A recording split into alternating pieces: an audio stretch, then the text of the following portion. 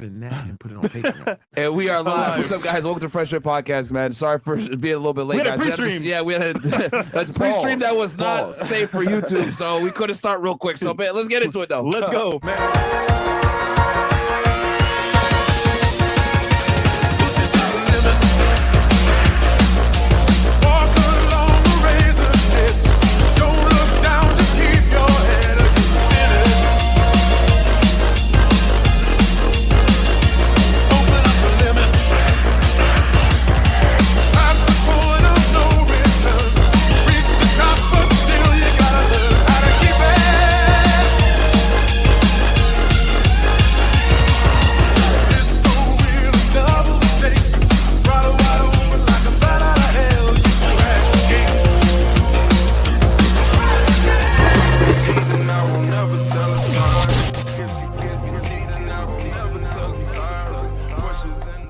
All right, we are back. What's up, guys? Welcome to the Fresh Fit Podcast, regular edition.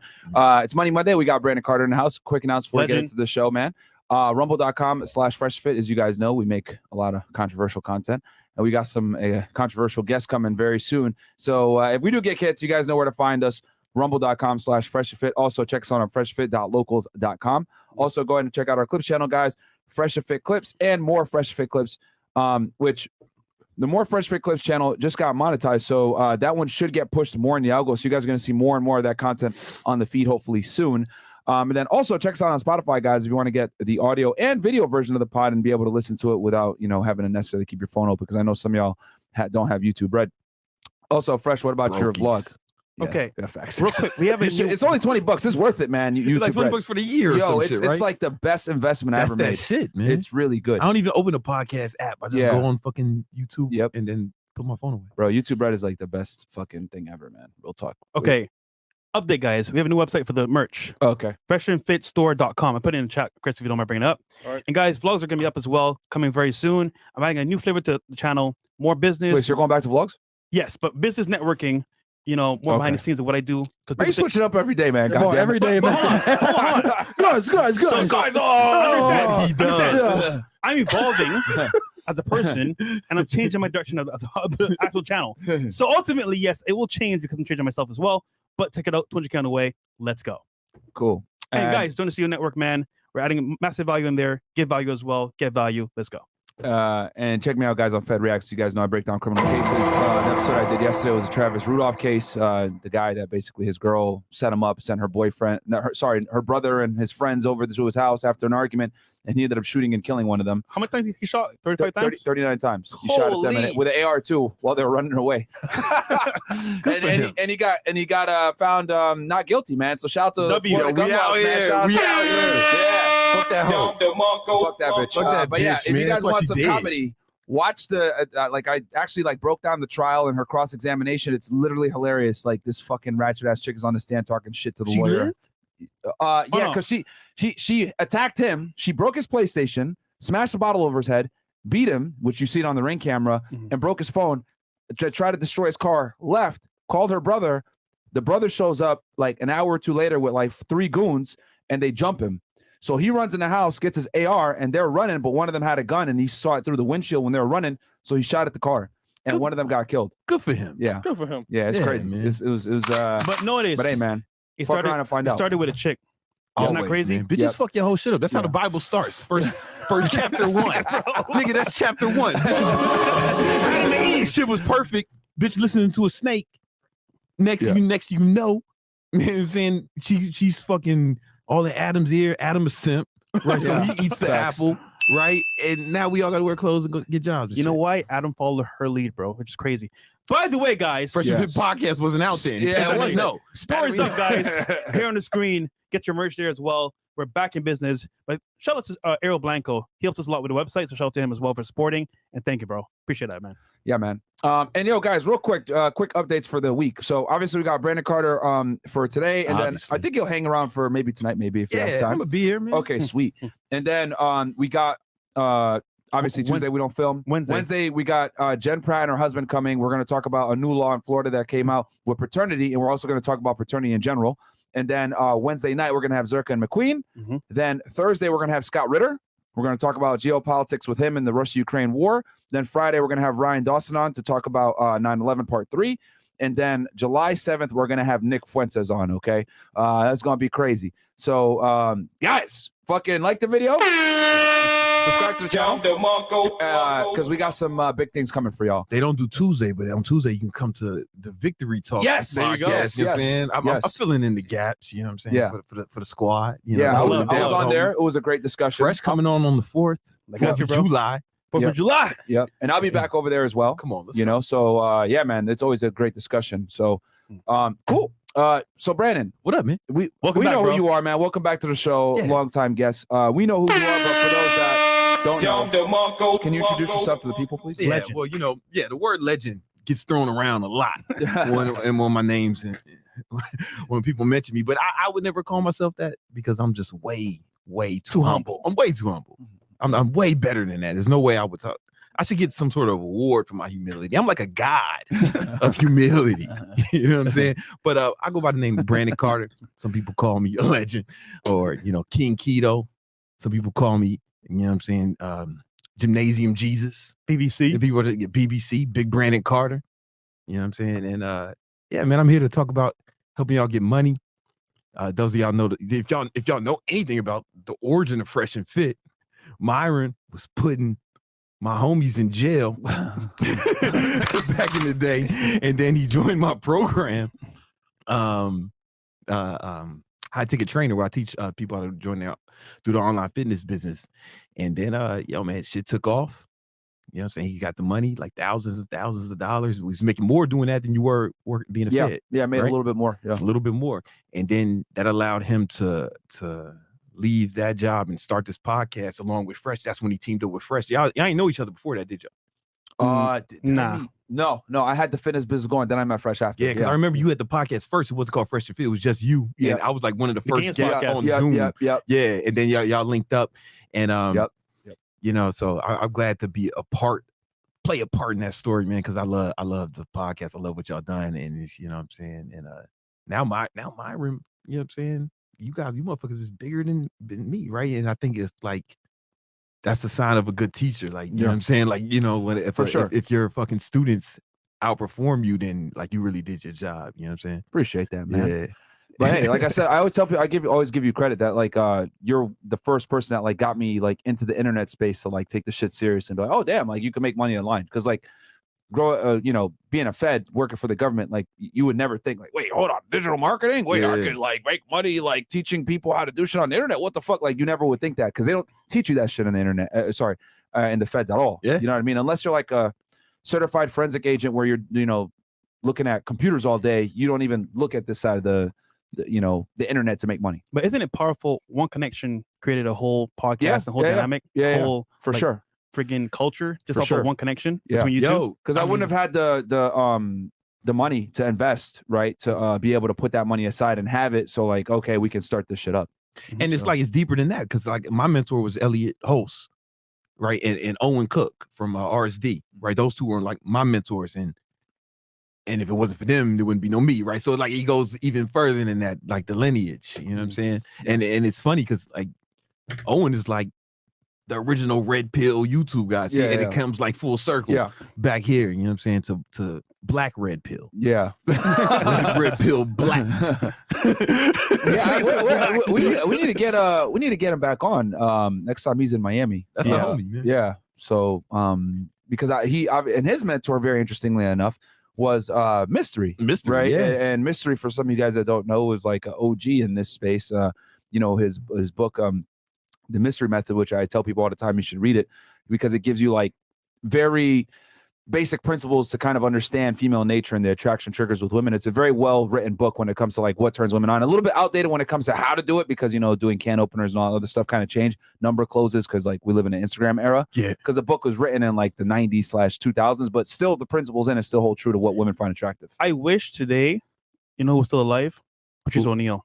That'd be an amazing podcast. Yeah, for sure. The real OG. Nah, he'd be for sure. Yeah. But we're like going into like the old internet. Like a lot of the new people are about, are these guys? Blah blah blah. But yeah, like Mystery is definitely an OG in the space when it comes to like seduction and dealing with women, etc. He came up with a lot of the things that guys practice nowadays. That's right? a fact. That's So a fact. But yo, one thing I want to just say off the rip. I got something new for the fans. It's a free course called Baller Mindset. The link is in the description. It's 100% free. I mean, it ain't no like funnel shit. There's nothing you can buy. There's no purchase. It's not going to be like, oh, you sign up, you get a purchase. No. There's nothing to buy. It's just game. Like last time I made another program for Fresh and Fit, and it was real good. And it got a lot of good feedback for that shit. Like tens of thousands of people downloaded it, was and sent us emails talking about how much they liked it.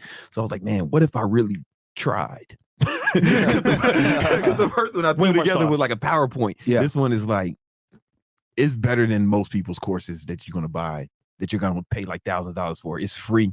It's Baller Mindset. And the reason I put it out was because we're gonna talk about getting money today. And we're talking about really fulfilling your potential today, right? I got a lot of game I want to spit, but I wanted to put that course together. Initially, I was like, all right, man, I'm thinking I got life insurance for my son. I got all the shit ready for my son, but how's he gonna get the game? Yeah. Right. So I was like, all right, let me break down everything. So if something happens to me, he can put on this shit and he can go ahead and get some money. You know what I'm saying? So you made the course kind of like for him to be able to look at it in the future and learn. Okay. If some shit happens. Or like the other reason was just for like props. Like when you say, man, oh, thank you. Like that makes me feel good when people say I helped them. So I was like, hopefully I can like, people will like download that shit and be like, yo, that was the moment this shit changed for me, man. Cause I feel like the average guy is just sitting around with so much potential. Yeah. Right. But it's like a fucking waste. He's wasting this shit, man. He's like a fucking bag full of lies, a pile of bullshit. Yeah. But it could be fucking something great. Yeah. But he doesn't know how to fucking squeeze that potential out of himself. Pause. And that's what I hope I can like play a role in that. I've been on the internet 10 years trying to do that shit. And now I got enough money where I can actually do it for free. I mean, I did it with the YouTube videos, but like really give them something like that's condensed and in order for free because I'm already super rich. It's that baller mindset, man. I like it, man. Baller mindset. Okay, so I'll read a few of these chats and then we'll get into it. So we got 6 things that we're going to cover, guys, when it comes to unlocking your potential, okay? So we got Yves Simonis here at $500. Shout out to you, my friend. And he goes, I want to take this time to apologize to you, Fresh. I rewatched the video on Sunday and didn't even realize that rehearsed F-bomb you threw me. I didn't think you would actually get that upset, boss man. I apologize. No more press. 500 donos, it's sincere. And again, I was not upset. What did he do to you, man? He kept saying I had diabetes, bro. Or I was on the way to get diabetes.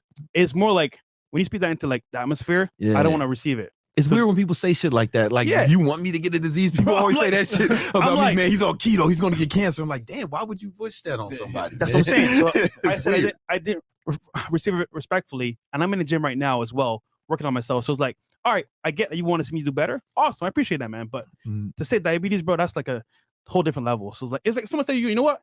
You got cancer. That's fucked up. Because at that time, it's like, bro, really? So my thing is like, yo, don't push on me. Respectfully, I appreciate the help. So I feel that, man. Can't be talking crazy about man, that's wild, bro. Omo, Kier, we need Lyra and the 9/11 guy on next to talk about the updates in Russia. Is war on the horizon? Also, Alex Jones on the PBD podcast was wild. Y'all next. I saw that interview. It was good. I'm gonna work to get Alex Jones on the show for y'all. I know he had a tight schedule when he was here in Florida, so we'll see if we can make something happen. But I am in contact with him. So we'll see what happens. I'm coming. I'm gonna sit on the couch for that one. Okay, then I'll let you know then. Definitely. I just want to be a fly on the wall. Because just so y'all know, Brandon doesn't live too far from us. He's like literally our neighbor. So I can walk here. Yeah, he's very covered in. But don't try him though, because he's always armed. I know he always has the jewelry, and you guys might think, oh yeah, I might get a iced out AP off this guy, or iced out Rolex. It's not gonna be good for you. That nigga's not sweet. Yeah, don't play with him. Strapped right now, actually. I'm like Black John Wick, Jamal Wick. Jamal Wick. I would shoot the shit out. And then real quick, because y'all said you guys want more stuff on Russia, Ukraine. Guys, Scott Ritter is pretty much the #1 expert when it comes to Russia-Ukraine conflicts, okay? The Russian-Ukraine conflict. He's going to be coming on Thursday, and we're going to talk about that in detail. So all you guys that love geopolitics, etc., we're bringing one of the best. He's going to be on Thursday. Then we got Ryan Dawson right after. So we got y'all, man. We got y'all, baby. Stacked week. Stacked week this week. A lot of value coming. Pause. I've started my own bookkeeping firm. However, I'm struggling to get clients. Where is the best way to market my services? We'll talk about that. TH goes, I believe it's better to buy a property with high rent than the one that I expect the price to increase in the future, but it has low rent. What do you think? Yeah, you don't want to buy speculatively in real estate. You want to buy off of cash flow, not necessarily appreciation in general, most of the time. There's some exceptions to that rule, but in general, when you buy real estate, always buy for cash flow, not appreciation. I love you, Brandon. W. Myron, W. Fresh, W. Mo, L. Chris, always late. Love y'all. Thank you. Actually, it wasn't his fault. I know, man. Why Chris always late? Yo, I tried. I know Chris was late as hell. We was over here waiting. God damn it, bro. This is actually one rare example where Chris is the one rushing us to get on. Like, guys, we got to go live. Guys, we got to go live. This rare situation. It was for sure. It was for sure. Chris was actually ready. came on time. I'm actually Brandon showed up late. Yeah. And 4 minutes Fresh late. showed up Getting like right before late, and then I was at the door. No one opened the door for me. Yeah. nigga, the door was open. No, Myron's Chris, only Chris, on the Chris, fucking time because he lives here. He's right, because when I come I in was the here, bro. studio, On I always time. like the door, man. Myron I don't play sleeps with under that. the table. Yeah, don't Chris. I know. It was on for time sure. too. And then what else we got here? We got various layers. CEO Network, let's go. Big Bossing. Have a great evening, sirs. Shout out to Brandon, the big boss. And then Sonny goes, Cody. back to my Husky profile pic, because otherwise they'll say I'm simping for Myron. I'm in the process of getting my green card. Don't have a SS yet, social security number, and I'm able to save 2 to 3K per month. What to do with my money? We're going to talk about that here in a bit as well. BB, what are good courses on running ads and SEO? Do you talk about that in your thing? I don't talk about that in Baller Mindset. But you have a pretty good rule on running ads and SEO. What's can you give them some game on that? It depends on what you're running into, man. So like, okay, so I had a student, you know, Splash Man, right? My homie Splash Man. Anyway, If I saw him, I'd when he recognize was him. like 16, he was always commenting on my videos, and he came to one of our live events, and you know what I'm saying, I just, you know, I like the kid, you know, he's like a little brother. Mhm. And he wanted to learn how to make some money, man. I was like, all right, let's figure it out, you know. And I sat down with him, and I showed him how to start like a print on demand business with Printify and Shopify and all that shit. Yeah. And then he was doing print on demand shirts of like, I don't think this will work now, right? And I think it's kind of illegal, but listen, hear me out.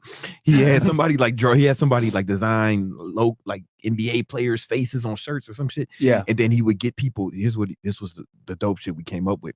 He didn't have a lot of money for ads, so he would pay for shout outs, influencers to shout his shit out, right? Gotcha. And then the people would hit his page, right? And he had his pixel on there, right? The Facebook pixel. And what he would do was he would retarget. So retargeting ads really fucking work really well. And so people who already hit the websites, abandoned carts, and those ads were like super profitable. And then he was like 16 making like 10K a month. I don't know if that same exact strategy work now as far as the print on demand, because this was like, I don't know, 7-8 years ago. But yeah, I mean, retargeting, if you can get some traffic, find a way to get the initial traffic and then retarget. I think SEO isn't important anymore, right? SEO is not important, right? But it's not what it was, right? When I first started YouTube, it was all SEO. So like, if you watch some of my videos with like millions of views, the ad workout, it'll be like, yo, the reason I called it Furious Fat Burner, right? It's the reason it's like almost 10 million views on that video, right? It was a fat burning workout. I called it Furious Fat Burner 6-minute ab workout or something like a 6-pack abs workout. Yeah, that's because at the time then I put the word fast in there too. The because title. Fast and the Furious 6 was out. So people, I would look on the thing. People were searching Fast and Furious 6, and my shit was coming up, right? Oh, wow. And then they would click on man, because I hashtags, everything, alt tags, titles. That shit was super powerful. Like, is it not as important you would say now? Not really. I mean, the most important thing from what I learned, you know, because I took some time off, but I got consulting from one of the guys who like was working with y'all at first, the homie Thomas. Yeah, and he was saying like, that's not really the thing right now. It's not. It's more like getting on the recommended shit. Yeah. Damn, man. And then wasn't because I remember me and you had talked about this, and I don't know if this still stands. You don't recommend people pay for running ads and everything until they're making 10K per month, right? Okay, it really depends on what the business is, right? So if you got a service business, like when we started in the online training business, that was a straight service business. So like you should, you know, listen, to make 100K as a online trainer, all you need is 25 clients paying you $80 a week. Yep. Right. You get 25, that's $104,000 a year. Right. And 25 clients, man, you should be able to get 25 clients from the people who follow you. You know what I'm saying? Or we have tactics that we was teaching you guys on how to like go out and find them without money. Because Myron, when you were making like big money, you was making you had like 20K months without, and you didn't pay no ads. Yeah, no. So, and I remember this vividly. I was making between $10,000 to $20,000 a month with like 900 followers on Instagram. Yeah, I remember that, like barely even having followers and stuff like that. Wasn't on YouTube yet, and I was still making like 10K per month. Yeah, you know what I mean. Like, so if you got a service business, you don't necessarily need to, right? Yeah. Now it can expedite things if you know what you're doing, but like the way we taught, you know, you would have to do sales and shit on like actual sales calls with the clients, and it's if you're not good at that first, you're gonna waste money on ads. Now, if you're just selling bullshit off, if you're like drop shipping or something, selling Chinese bullshit to old people, right? That's what drop shipping is, right? Yeah, it's like. Then you might want to use some ads, right? Because it doesn't fucking matter. Which I just learned about drop shipping, bringing on KT Hustles on like that actually, like, because what people were doing was they were like buying the shit. What were they doing? So basically, they were buying the stuff from like Walmart, shipping it out directly versus through Amazon. Yes. And if they catch you, they'll ban your account. Yeah, doing that. Oh, they were buying it themselves? Yeah. Well, that's more like they were doing like a kind of arbitrage, right? Like legit drop shipping is like you going like Alibaba or AliExpress, right? And people buy this shit off your Shopify, and then you ship it straight from AliExpress to them. Yeah, you know what I'm saying? So, yeah. That's crazy.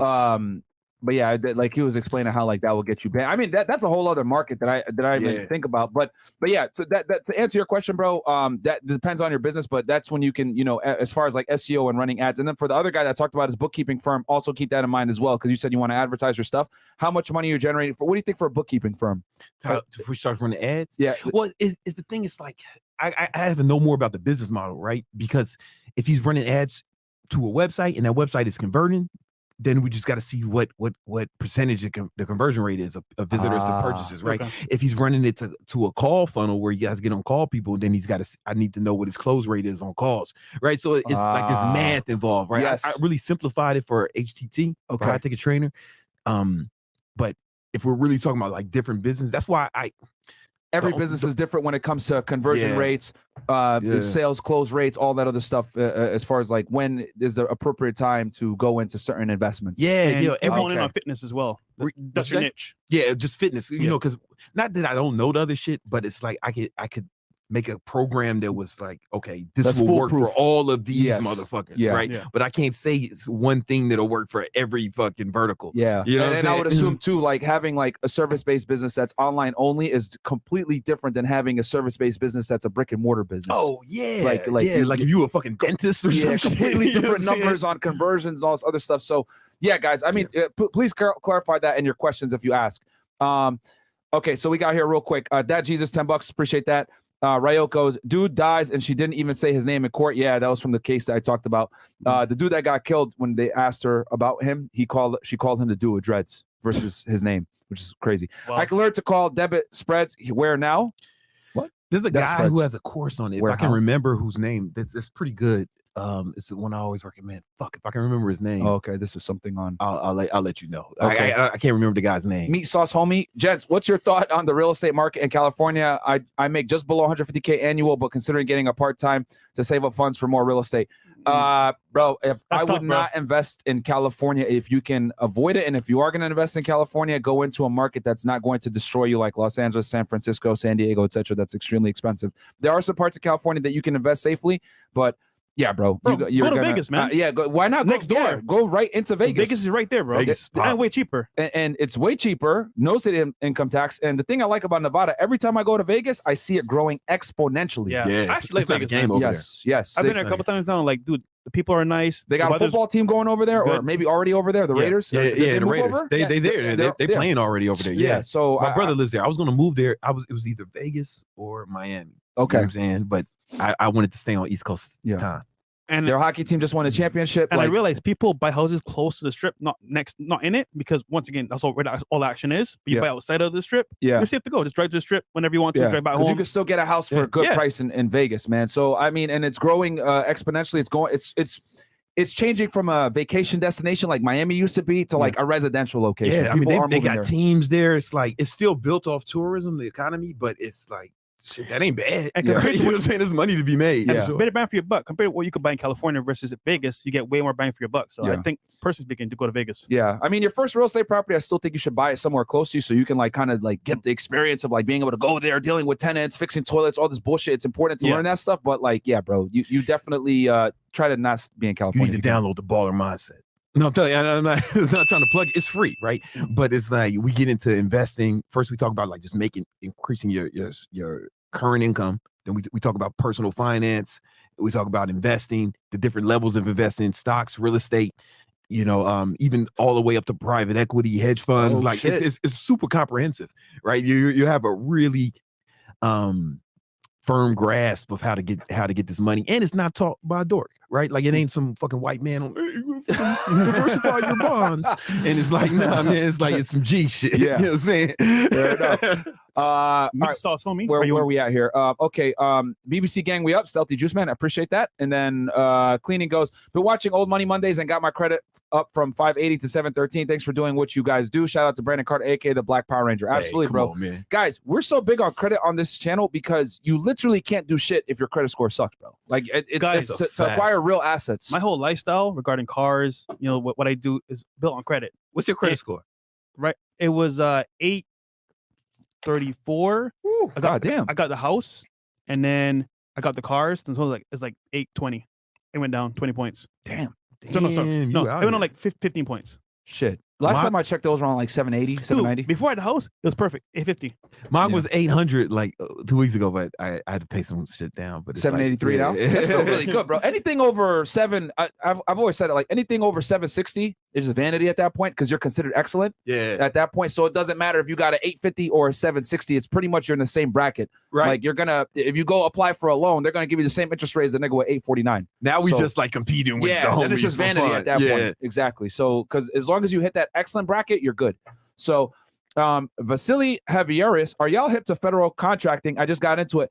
Crazy money in it. Yes, it definitely can pay you quite a bit of money. Drizzle X Drip, where will all the Money Monday episodes go if you guys get canceled?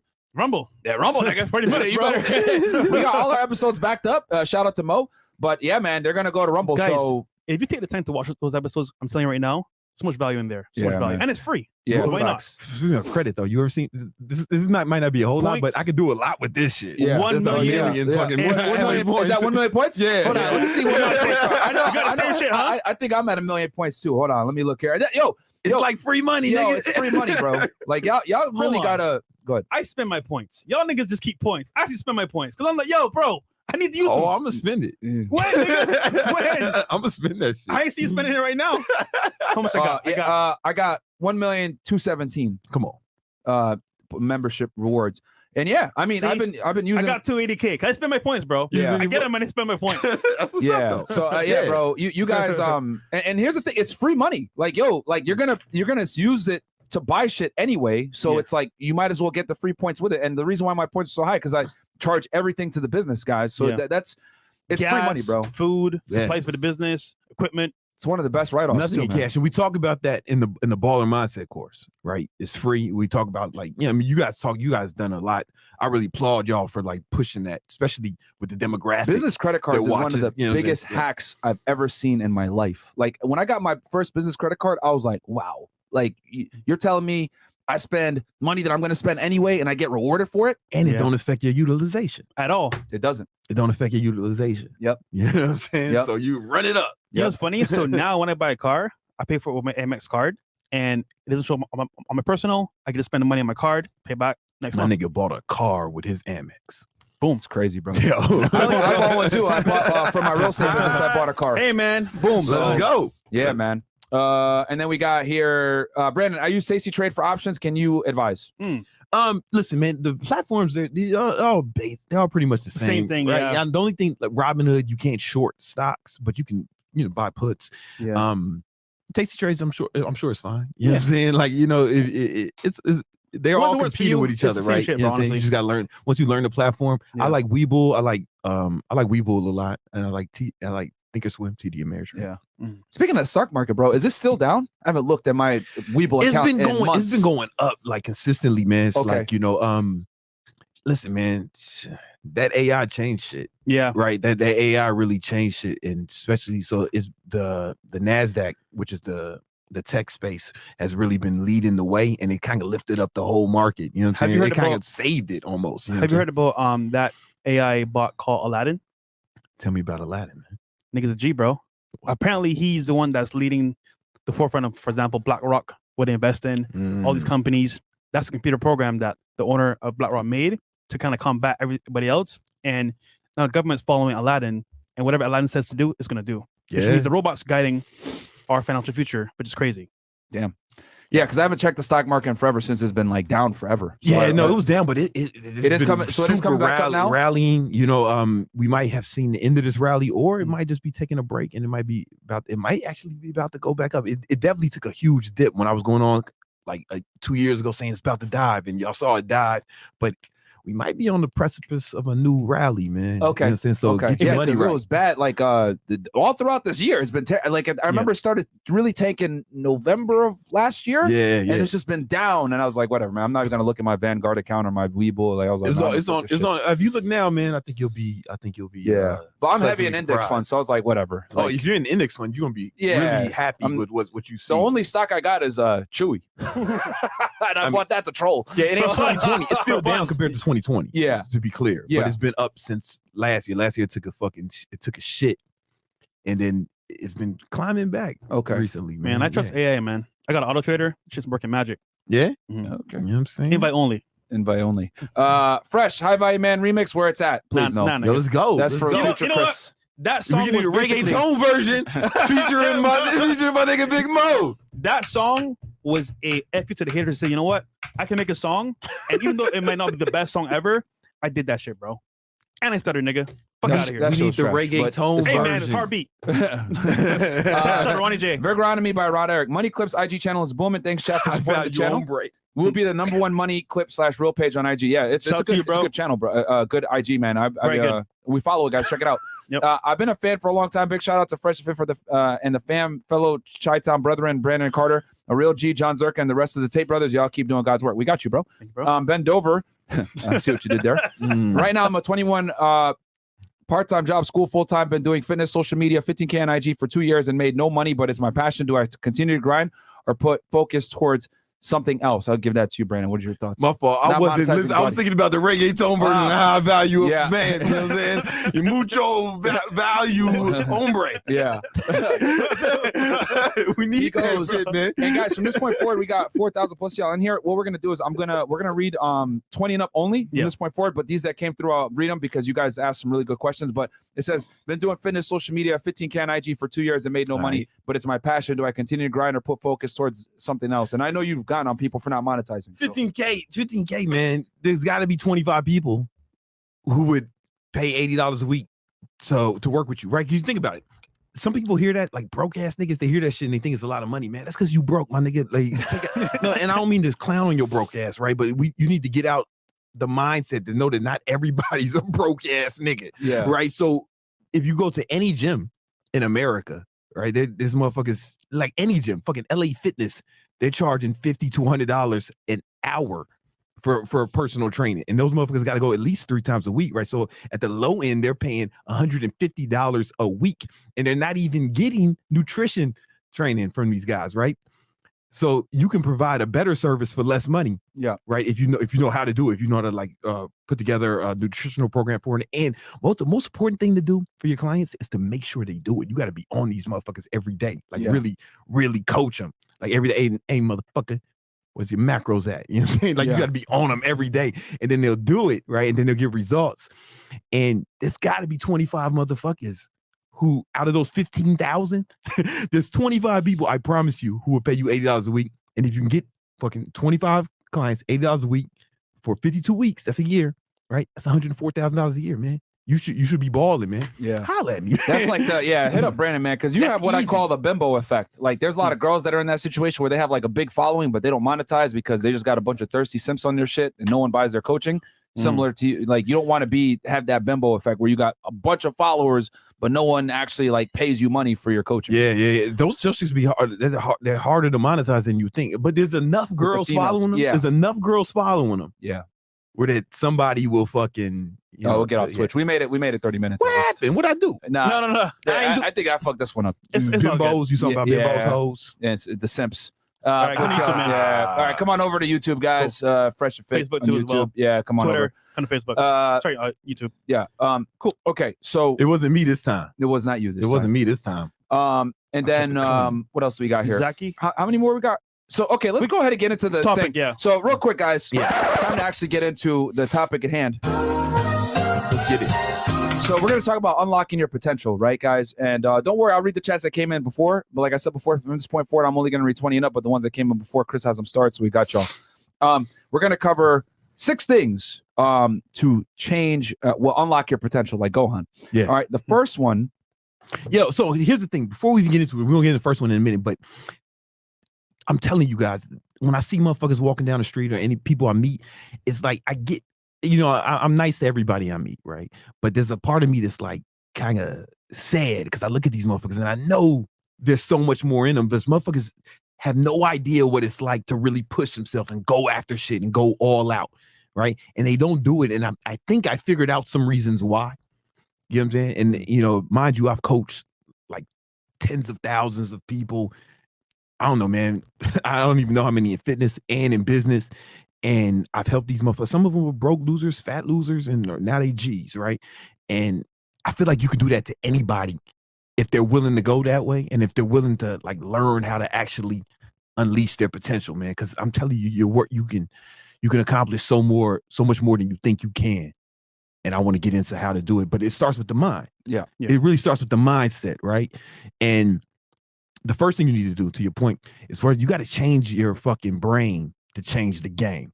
Bam. Write that You one said down, that guys. one time to All right? me. Yeah. That's from you. Yeah. But it's like I stole it. Yeah. And, so Was that one of our first interviews, right? it was one of them, right? Yeah. Because listen, check it out. Change your brain to change the game. What do you think you coach niggas too now and shit, right? What do you think holds most of your guys back that you see? So once again, it is mindset. And I think for the most part, it's how we see money. So for example, right, I can say, for example, if you're rich and successful, you see money as a tool to make more money. If you're average, you see money as like, you know what, I can pay my bills and stay alive. If you're below average, you're kind of like, you know what, I'm making money just to like survive. Yeah. So I think there's levels to there's levels where to your that. mindset is at. The hierarchy of needs, right? Yeah. But why doesn't everybody like fucking go for it? Like really go for it. I see how you motherfuckers, you live this shit. You know what I'm saying? Like, how come people don't do that to their goals? Why do you think? Well, for one thing, they don't think it's possible. They don't think it's possible. Yeah. That's a big part And of two, it. Right? they have not touched or seen it in person. For example, I could tell you, yeah, make money, be successful, but if you don't see it in real time, it's like, okay, it's cool, but like I can't do it. So they gotta see it, touch it, believe it. Sometimes it's doubt, right? A lot of times it's doubt. And you know what, man? It's funny. I never had a lot of doubt. Like the one thing my father gave me, he didn't leave me with nothing, man, but a bunch of fucking problems I had to fix after he committed suicide, right? But they instilled, him and my mom really instilled with me a different kind of confidence because I saw my dad become successful. We start off poor, he became successful, then he lost it all, killed himself. And during the whole successful period, I was away. I got sent away to military school for like fights and shootouts and shit. And then I went to college. And then by the time I was out of college, he had lost all the money, right? And then he fucking shot himself. But I saw that he did it, right? He was a fucking hood nigga, right? He was straight out the fucking South Side Chicago. And he had no education, like a GED, right? And he worked hard where he was super poor. And then by the time I got sent away to high school, to military school, by the time I was out of high school, like around my like sophomore year of high school, that's when he started like it started to work. After like 15 years of struggling, it started to work. And by the time I was out of high school, he was making $3 million a year adjusted for inflation in year 2000 when I graduated. That would have been $8 million a year. Wow. You know what I'm saying? In today's dollars. Yeah, but then he lost. I didn't Does that work out to like $250,000 a month? No, that's like $400K. That's not bad, right? Yeah, that's so like crazy. I missed it all because I was away, right? It was a boarding school, military school. And then I went to college, Howard University, HU, what up? And by the time I was out of college, he had fucked up all the money. It was also, I missed the whole thing, but I saw it. I knew it happened, right?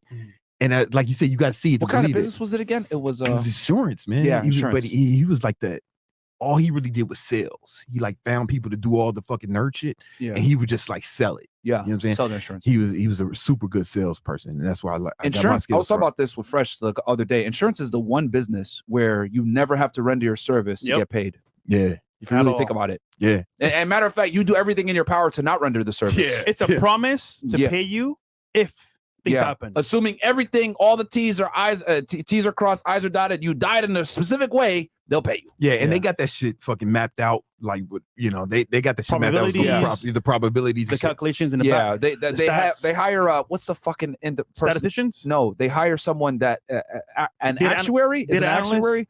There's someone that they literally Nerd. hire. Yeah, it's a Nerd. but I forget the term for it. But it's someone that actually takes the probability and statistics of actually having to disperse the insurance out to the people that are actually insured, and they make sure it's as low as possible. Yeah. Which That sorry, nigga. yeah, No, but it's like I didn't have that. yeah, actuary. I didn't have that doubt because of that, but that's a big deal, right? But what held me back was like, what held me back was like a discipline. Mhm. A lot was discipline. Like, you know, sometimes you don't feel like you know what you're supposed to do, but you don't do it. Yeah. Right? I think everybody has that to a certain degree, right? I see motherfuckers who are fat and shit, out of shape, looking like trash, and they know they don't want to look like that, and they know what to do. It ain't hard to find information. You know what I'm saying? People lazy, man. Yeah, no, people no, but here's the thing. Yeah, they're lazy. That's the result. But I don't think they have to be. So discipline is finite, right? Discipline is amateur hour. Like one of my mentors told me, discipline is amateur hours, right? So you can take it to another level. What you have to do is reassociate.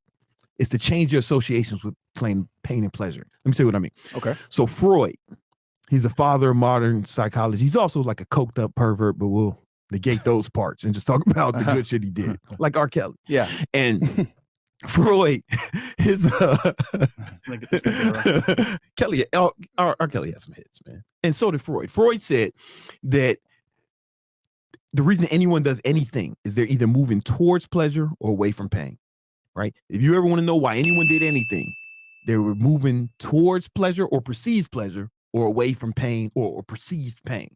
You get what I'm saying? Yep. So the reason people don't want to work out because they associate pain with that. They don't want to eat right because they associate pain with that. What do they associate pleasure with? Getting high, getting drunk, fucking bitches, going to the club, you know, living like fresh. And This nigga, bro. Hey, it looks like a lot of fun. I'm on Fresh's close friends. It Yeah. looks like a ton of fun. Yeah. You know what I'm saying? Fresh is having more fun than me. Yeah. You know what I'm saying? But that whole they it's because those associations with pain and pleasure, right? So you're not gonna, you can only out discipline that for so long. Yeah. You get what I'm saying? You have to really what happens is the key is to change your associations with pain and pleasure. How do you do that? Well, the ways I found how to do this is how you can trick your mind. You can really trick your mind to enjoy doing the things that you're supposed to do. So it doesn't take discipline anymore. Yeah. You get what I'm saying? What if it didn't take discipline? What if you wanted to do those things? Wouldn't they be easier? Yeah. Right? Because discipline means you do what you're supposed to do when you're supposed to do it, whether you feel like it or not. Yeah. But what if you felt like doing it? What if you were excited to do it? Yeah. Right? This is how you do it. First part is called the list of hate. You want to make a list. Put it in. Yeah. I would do it on your phone. Put it in your if you got an iPhone, use Apple Notes. If you got a Google phone, Android, do Nerd Notes, whatever it's called. I don't know. Right? And put in the list of all the people you hate. Everybody who's done you wrong, hoes who cheated on you, niggas who fucked your bitch. I'm sorry, guys. I was young. My bad, bro. Yeah, man. We didn't mean to. And then We just niggas. and then like all these people, anybody who ever talks shit at you, motherfucking commenters, whatever. All right. Look at that list every day, man. Start your morning with that, right? And the reason what you want to do is because you got to realize that the only way that you can punish them legally is with success, right? You know, as Frank Sinatra said that, you know, the best revenge is massive success. Yeah. You know what I'm saying? And I heard Oprah say that shit. I heard Oprah quote that. Oprah. Yep. This bitch got hoes like collecting crystals and shit. You know what I'm saying? Writing in journals and shit. Yeah. Right. And even she says, man, punish these motherfuckers with success. You know what I'm saying? Right. So that's how I know it's real. Oprah got a billionaire, man. First black female billionaire. Yep. You know what I'm saying? That actually earned it. didn't get it through like fucking. Nah, you she know, ain't that's fuck what nobody. Yeah, she didn't get it through divorce. Like most women that are super rich, they got it through divorce or inheritance. Oprah actually got it on her own. So Oprah's smart enough not to get married. She's smart enough not to get married. Yeah, exactly. Yeah, facts. It's amazing when the shoes on the other foot how practical women are, bro. They ain't playing, bro. They're super. When it's their money, they're super Nah, practical. they don't fuck around. Yeah, they don't fuck around with that dumb shit like we men don't are. be motherfuckers stupid enough to marry somebody with less shit than us. She's had relationships, but she always put herself in a position where she wasn't. Her money was safe. She fucked with my nigga Stedman, man. He's a professor at Northwestern University in the shot. Yeah. And anyway, so change your brain to change the game, and then list of hate. Great, because the list of hate is like, and every time you don't feel like, it's beautiful. It's good. Because like every time you feel like not doing what you're supposed to do. Look at the list of hate. Okay, Brandon, what if I don't hate anybody? Oh. Well, no, I mean, Fred is like a jolly motherfucker, man. I mean that in like a good way. He's got like really good energy. Everybody loves to be around him. That's why he's like so good at networking. Like he's got like a real positive aura. You know what I'm saying? I used to put niggas in the ICU and shit. You know what I'm saying? So like it's a little different, man. You know what I'm saying? But you know, I got that part of me, right? We'll get to you. We'll get to you in a minute. Most of these motherfuckers got a lot of trauma, you know what I'm saying? So this is going to benefit them. And they can look at that shit, man. Anytime you feel like not doing it, look at that list of hate. And they would be, how happy would these motherfuckers be if you got fatter or if you didn't hit your goals, right? Yeah. And these motherfuckers who are hating on you, if you don't accomplish the goal, were they hating or were they just right? They were just correct. It was an accurate assessment of the situation. Yeah. Right? You're either proving them right or you're proving them wrong. If they call you a ain't shit motherfucker and you actually are ain't shit, then they weren't really hating. They're reporting the truth. And do you want it to be the truth? Hey, everybody's doing anything because they're moving towards pain or away from pleasure. She cheated on your goofy ass with a real nick because she thought that was going to be the best move for her. Yeah. Was she right? The onus is on you. Yeah. You know what I'm saying? And the beauty of that is it does two things. One, it gives you that extra motivation, that push you need. You know what I'm saying? And also, it takes these negative experiences and frames them as a positive. Yeah. Right. So when motherfuckers making hit pieces on me, fucking dorks making fucking YouTube videos talking about how much I suck, I'm like, they're making me stronger. Yeah. They don't even know it. Yeah. That's how I took it when we were going through all the hate in August and like August of 2021, I remember. August of which year, nigga? You know what I'm saying? Yeah. No, August was the only time you got hate. Yeah, that was cool. Yeah. But August of 2021, it was really bad, I remember. We were getting the most. 30 YouTube channels making videos talking shit because everyone's like, and even to this day, people know that if they make a video talking shit about Fresh Fit, it's going to get views. So, nigga, I thought about hating on y'all. Yeah, I remember all those motherfuckers. And when I go to the gym, I used to carry that with me to the gym. So it helps a lot. It helps a lot. And it takes the negative thing. Hate is not good or bad. It's like a knife, right? You can be used for good. It can be used to, it's a good tool. It can be used to cut up food at an orphanage to feed homeless kids, or it can be used to stab niggas. You know what I'm saying? Yeah. Like it's just how you use it. And this is where you're taking a negative and repurposing it as something positive to propel you forward in life. Yeah. And as a result, you're gonna make more money, you're gonna get better shape, you're gonna have better outcomes because you're using that negative energy. I think we talked about that during that. I hit you up during that time. You know what I'm saying? And now, if you don't have someone to hate, that's cool. Here's what the next part is. Oh, one more thing before I say this, right? A lot of people hear this shit and they say, oh, you shouldn't, they're living rent-free in your head or they're doing all this. Listen, shut up, you fucking dorks. Listen to me. I'm a real nigga. You a dork. All right? First of all, loser. Second of all, it's low. It's beautiful. It's like a beautiful thing if you're taking that pain and using it for some positive. You took some negative that was meant to hurt you and you actually use it to help you. It's the ultimate life judo. Yeah. You know what I'm saying? Yeah. You're using the momentum of that to your advantage. Yeah. You're using your enemy's momentum against them, which is what exactly what judo is. It's fucking judo. It's that way you become invincible. No one can hurt you. Yep. Right? No one can hurt you when you adopt this. In fact, that hate actually it helps you. Yeah. Right. So like you become literally invincible at that point. Matter of fact, I would argue not having the skill is a difference between you becoming a criminal or you being wildly successful. Because if you think about it, criminals take that fucking energy from the hater, repurpose it and use it to commit acts of violence against them. You piss me off, I'm gonna show you what time it is and fucking shoot you, kill you, whatever it is. Then they go to prison. Someone that's successful, that makes a lot of money, etc., takes it, uses that energy against them, and throws their dumbass on their back, which is what judo is. Yeah, so it's really up to you, because if prison is filled with people that don't know how to repurpose that anger and frustration. Yeah, man, it's a beautiful thing. It's a beautiful thing. I hate to admit it, but someone that did that very well, we all know, is Jake Paul. He had so much hate, problem child. They said he can never be into boxing, none of that stuff. But he did it, so he proved them wrong. Yeah. We don't talk about the ops on here, you know what I'm saying? I ain't got beef with them, man, but they was talking shit about the homies. So, you know what it is. Yeah. I ain't got no beef with them niggas, though. Yeah. You know? I mean, I'm still amazed that people think that he would beat Tate in a fight, but that's a whole other thing. But that's funny to me. He seems like a cool nigga. I did see the nigga Jake in the gym in my building. I think the issue is Logan, not Jake, though. Jake is like the neutral one, so to speak. Yeah. Logan's the one that was talking. Jake the better fighter. No, you know what I'm saying? For sure. So list of okay, we can go back to the chat and then do 3. Or did you want to go into one more thing for him? Oh yeah, for people that don't have anyone they hate. Yeah. Well, even if you don't have them, even if you do have any, you need the list of hate, right? But then you also need this other part. It's called the list of great. Because remember, you're always moving towards pleasure or away from pain. So the list of great, I want you to imagine a version of yourself who's accomplished all the goals that you have for yourself, like your big goals, right? He's living in the house you want to live in. He's fucking the bitch or bitches that you want to fuck, right? He's in the kind of shape you want to be in, right? He's got everything you want, right? Now, what are this guy's habits? How does he live? What time does he wake up? Right? What time? How does he skip workouts? Right? Does he follow his diet? Does he cheat on his diet?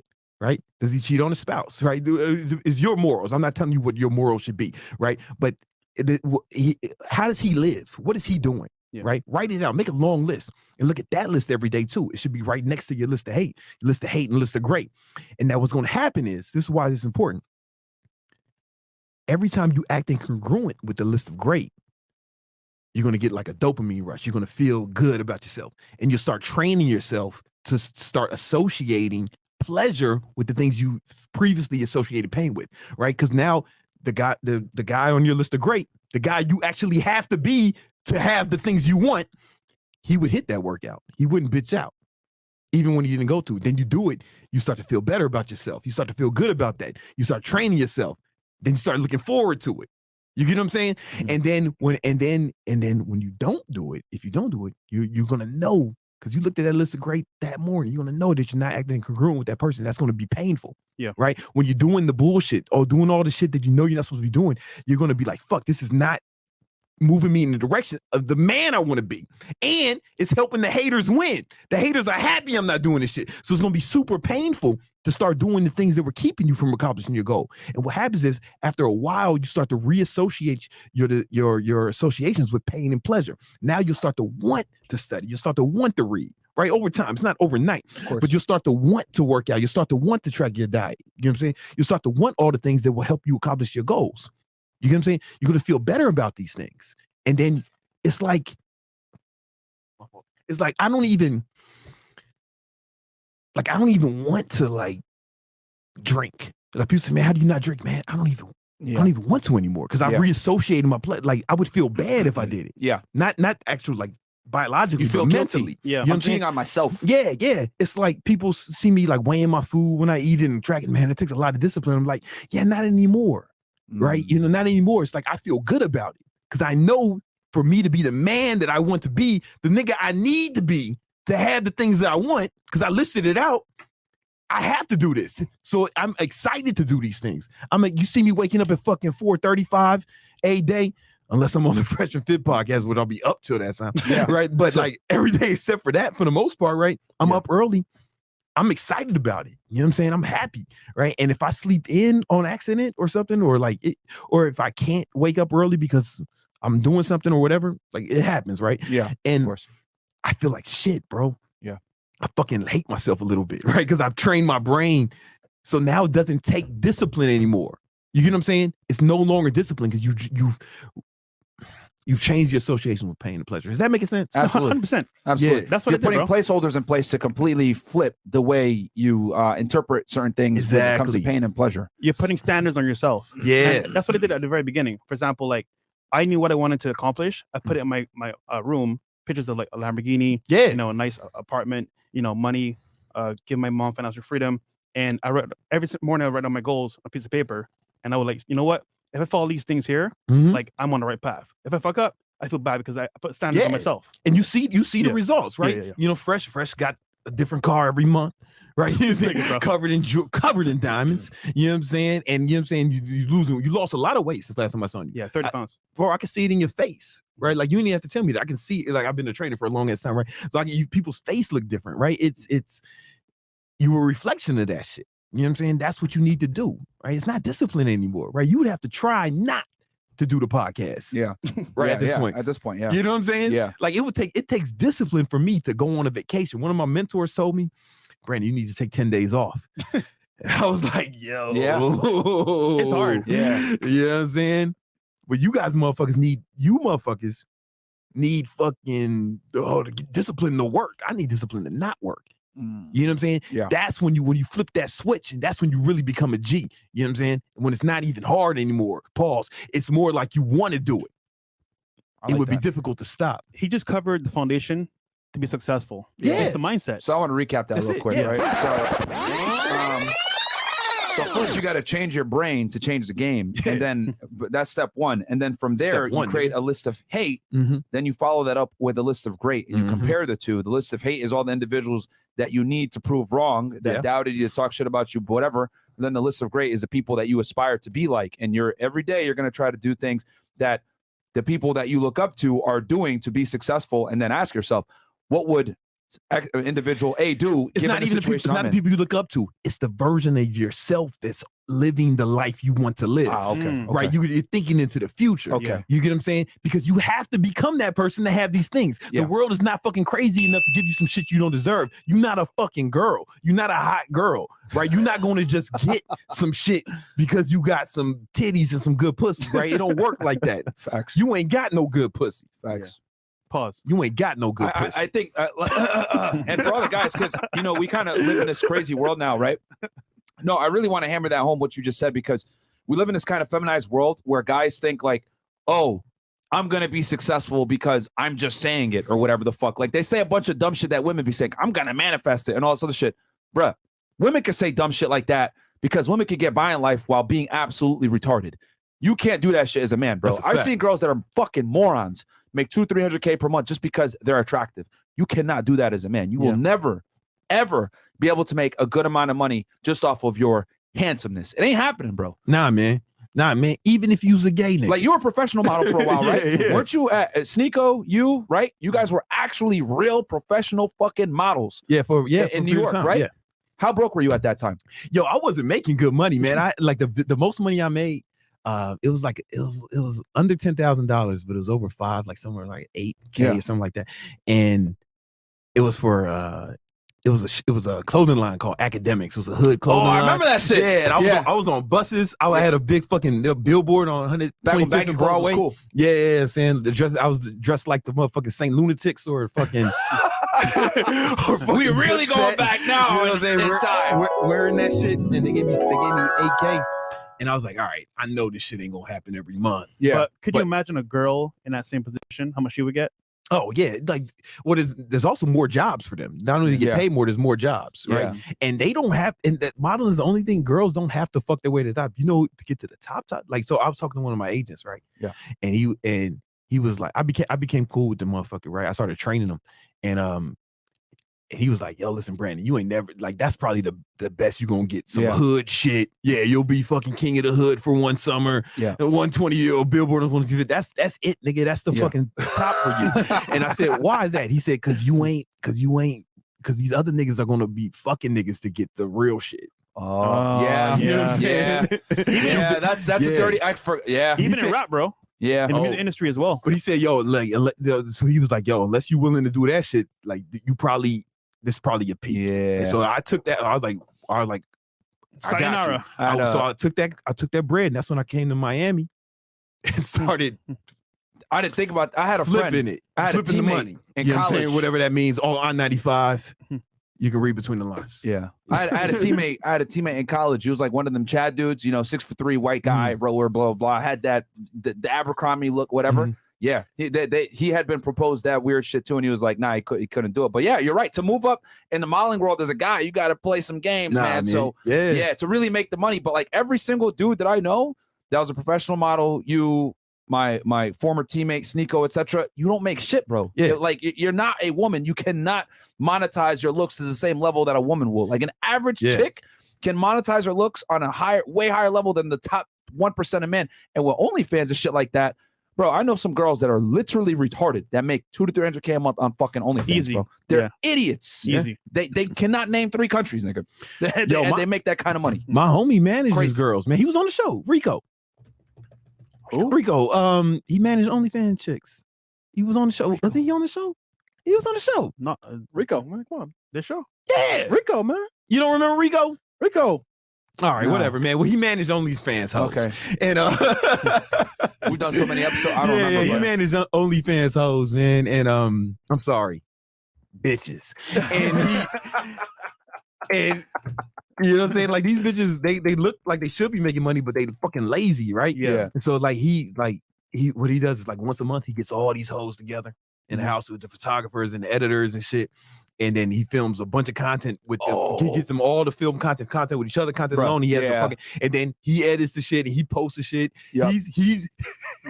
He's got some Filipinuses, like some people from the Philippines. Yeah. Some Filipinuses on there, like chatting with these motherfuckers. Yeah. It'll be like an old Filipino man chatting with the motherfuckers. Hey, daddy, send me the fucking money for some titty pics or some shit. You want to hear some funny shit? We'll move on to the next topic here, but just so you guys understand, like as a man, how you need to fucking work and how easy mode girls have it.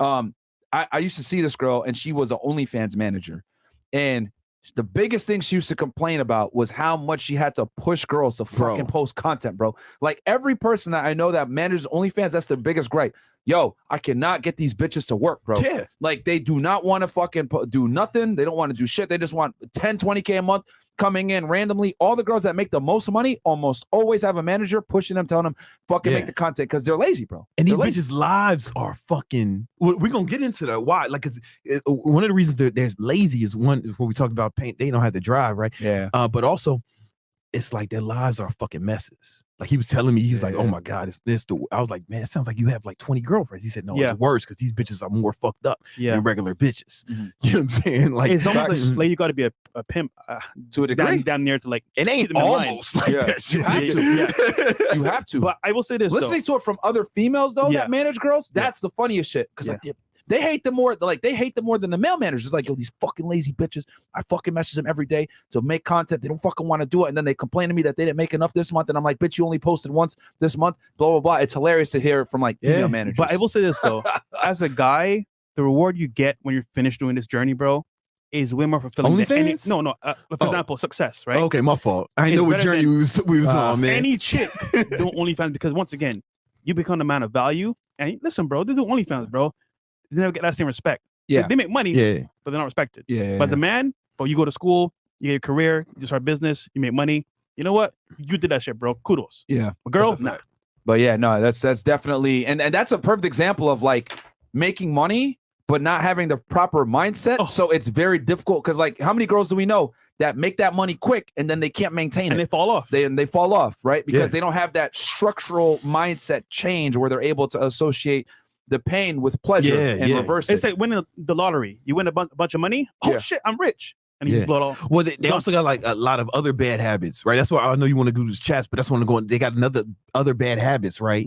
And if you become successful, right? This is why success is more dangerous than failure, right? If you have bad habits and you have success, now you have more leverage, right? To indulge in these bad habits, right? And now it can fuck you up to a greater degree. Yes. Like that's what happened to my dad. Drugs, partying, lifestyle. Yeah, my dad was like a street nigga, you know what I'm saying? And he didn't build the good habits. He knew how to sell, he knew how to get money, but he didn't know how to keep it. And he had some bad habits that he was indulging in. Yeah. But because he had so much money, now he had leverage, he was able to really fuck his life up. Yeah. You know what I'm saying? It's almost like you're adding, because you got a small fire, right?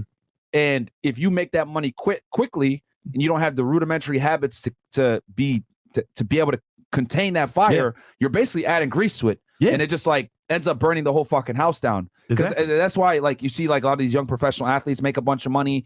A lot of guys that like become crypto millionaires in their 20s, etc. It used to be right where if you were a millionaire as a man, that pretty much it was known that you had some level of competence, you had some level of networking, you had some discipline, you had certain things in order to become that man in the first place, which is why it was so respected. Yeah. But nowadays with the internet, the ability to make money quickly, a lot of times you might be able to circumvent having these rudimentary skills, but that will set you up for failure because you don't understand what it takes to keep the money. That's why so many guys make the money quickly and then they lose it. Yeah, or they indulge, right? They indulge like you know what's a good example? Scott Torch. I don't know who that is. Oh, Scott Storch. Yeah. In the early 2000s, 80 million. Yeah, gone, bro. But he had a problem with drugs, alcohol, cocaine. and like, dude, once again, you make money, you feed that habit, you're gonna fuck up. He produced a song "Make It Rain," guys, by Fat Joe. By the way, just to give y'all an example of who he is. He was in the early 2000s. He was making all the fucking hit beats and shit like that. Lean back, all that bunch of songs for 50. You know what I'm saying? I met him recently. He's doing well now, but it's just like that whole, I want to say, journey of having that much money, bro. If you have bad habits, but he's a fraction of what he used to be, bro. Yeah, he declared bankruptcy multiple times. All this shit, like it's not the same. He was fucking Kim Kardashian. I'm not surprised. Legend, bro. Real for. But yeah, I mean, bro, that guys, like that's what happens when you don't have that shit in place, man. Like that's a good point. Like you've got to have the habits because you'll just lose that money. He made he's him playing piano on Still Dre by Dr. Dre. That's him playing piano. Oh, really? Yeah, okay. Fucking legendary. I didn't know that. He has talent, bro. He has talent. So okay. Let's go to the chats real quick. But yeah, guys, as a man, bro, you really got to have that shit on point. Zachy, Fresh Fit, I watch you for Portugal. Is there any advice you could give for us Europeans, because the models people give is like for American mindset, not European? Is there something you see that in Europe is probably be the next boom? He wants the next best thing to invest in, I guess, or hop onto. I'll say this, bro. I don't want to sound like an asshole, but Europeans a lot of the times don't have the same capitalistic drive that Americans have because y'all work shorter work weeks, less hours in general, right? So if you adopt that capitalistic American drive, you're going to outperform a lot of the Europeans, right? Like if you're in a country like Italy, right, for example, where they have like this like a big lunch, 2 hours, 3 hours, etc., where they just like go to nap.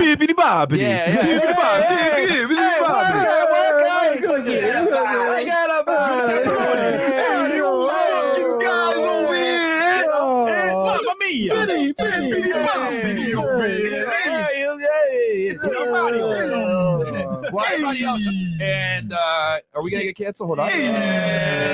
Cancel. Forget about it. Anyway, but yeah, if you're like in a country like that where there's like really lax working standards, etc., all you really gotta do is just not do what everybody else is doing when they're chilling. Like you work that 2 to 3 hours on a side business or whatever.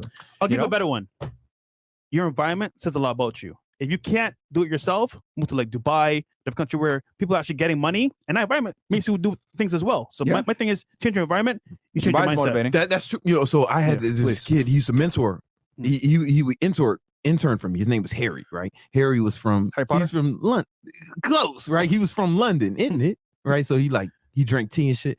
And he was like, I remember when I met him, he was like, he had a stack of these clothes. He wanted to design these clothes for athletic guys, right? And I was like, listen, man, I don't really want to fucking mentor you and you ain't got enough money, man. I mean, but I was, I liked him. I liked that he had the drive. So I would like give him tips if he hit me up. And then I did an event in London, kind of like the event you went to. And then he came to the event, but he asked if he could intern for me for free. And I was like, bet. You know what I'm saying? I always like free labor. You know what I'm saying? And, if you're the Department of Labor, he was a volunteer, not an unpaid intern or indentured servant. And so he worked with us for mad long. He came to New York and shit, and at the same time he was trying to build his company. And I was giving him advice, teaching him shit, and he was learning a lot. He was really super good worker. And then he quit, right? Because he wanted to really put shit on the shit and that work on his thing. I was like, cool. And this was like 2018, I think, like maybe it was like 2 years after he quit. And like 2018, I linked up with him again in London, because once you've been part of the team, your family and shit. So I linked up with him when I was in London, and he was doing like $2 million a year, man. Nice. His shit is called Tailored Athlete. shit is fly, man. Like it's like clothes for like athletic guys. Yeah. You know, shit is super dope, man. Yeah. And yeah, he's probably doing close to, I don't know, man. He might be doing 10 million now. I gotta ask him, but he's in London, right? Yeah. So to your point though, he came here first, right? Soaked up the game, Right. and then went back and fucking Yeah. now he's shitting on these motherfuckers. Clothing is a London. very tricky but profitable business if you know what you're doing. Yeah, It's very tricky. I mean, we talked about this with Christian Guzman and Max Tuning. You guys want to talk about like merch and everything. He was doing like, Christian Guzman was like doing like 190 to 100 mil, I think a year on Alpha Elite. So yeah, but most of it came from women. So hey, man, I mean, if selling to females, the way to go. Yeah, that's what Gymshark turned into a women's line, right? Yeah. You know what I'm But saying? if you notice, that guy had two things. He had the mindset with the drive, and they give you value up front. You know what? I work for free. You work for free, man. There you go. Yo, what you mentioned Italy. Bippity bop. I think I'm the king of Italy. Yeah. So anyway, I was in Italy, the Amalfi Coast vacation, a long time ago, with the woman I was dating at the time. You know what I'm saying? Long time. And so we went to this restaurant. It was like at the top of this mountain. You know what I'm saying? You had to stroll up these mountains, right? And then we get in that bitch. And we start eating. They dancing around, bippity boppy, like some old fucking some of that old shit, right? And then we eating, and I used to drink at the time. I don't drink anymore, but this is how long ago it was, right? I'm drinking. I'm probably drunk. some wine or some shit. Yeah, I'm drunk off some Italian wine. Yeah, you know what I'm saying? And I'm all fucked up, right? And we having a good time. It's fun. And then one of the bus boys comes and said, in broken English, "Sir, I need to see you in the back, please." I said, "What's going on?" He said, "Please come with me." And I was like, all right. So I get up. I was like, do I have to save someone? Is someone in danger? Did they just call the fucking most badass looking motherfucker in to say today? Maybe. I guess I got to go do it. So I walked back through the kitchen. We were going around, then we like turn the corner, and it's like all these other fucking bus boys and servers and shit, and they're crowded around, bippity boppity, right? and then there's like a table here like this, and then there's like this fucking big Italian motherfucker, and he goes, and I guess they want me to arm wrestle this motherfucker, man. That's so random. Yo, hey, this is the life of King Keto, nigga. You know what I'm saying? and then so I'm thinking, all right, I guess I gotta fucking arm wrestle this motherfucker in the back of this Italian hotel, Italian restaurant. I'm like, all right. And we start arm wrestling, and I'm like struggling. I'm like, there's no way I'm letting fucking Luigi beat me at this shit. So like him, and then we do it, and I saw his arm bend like this a little. I was like, I got him. So like I twisted his arm, right, and then bam, I won. And then all the Mario brothers was like, and I beat this motherfucker on his own land at the top of a mountain on the Amalfi Coast, man. I think that makes me the king of the country. I don't know until I'm dethroned. Possibly. But I would imagine. The Amalfi Coast is a beautiful place. And he walked out of the place without cement shoes.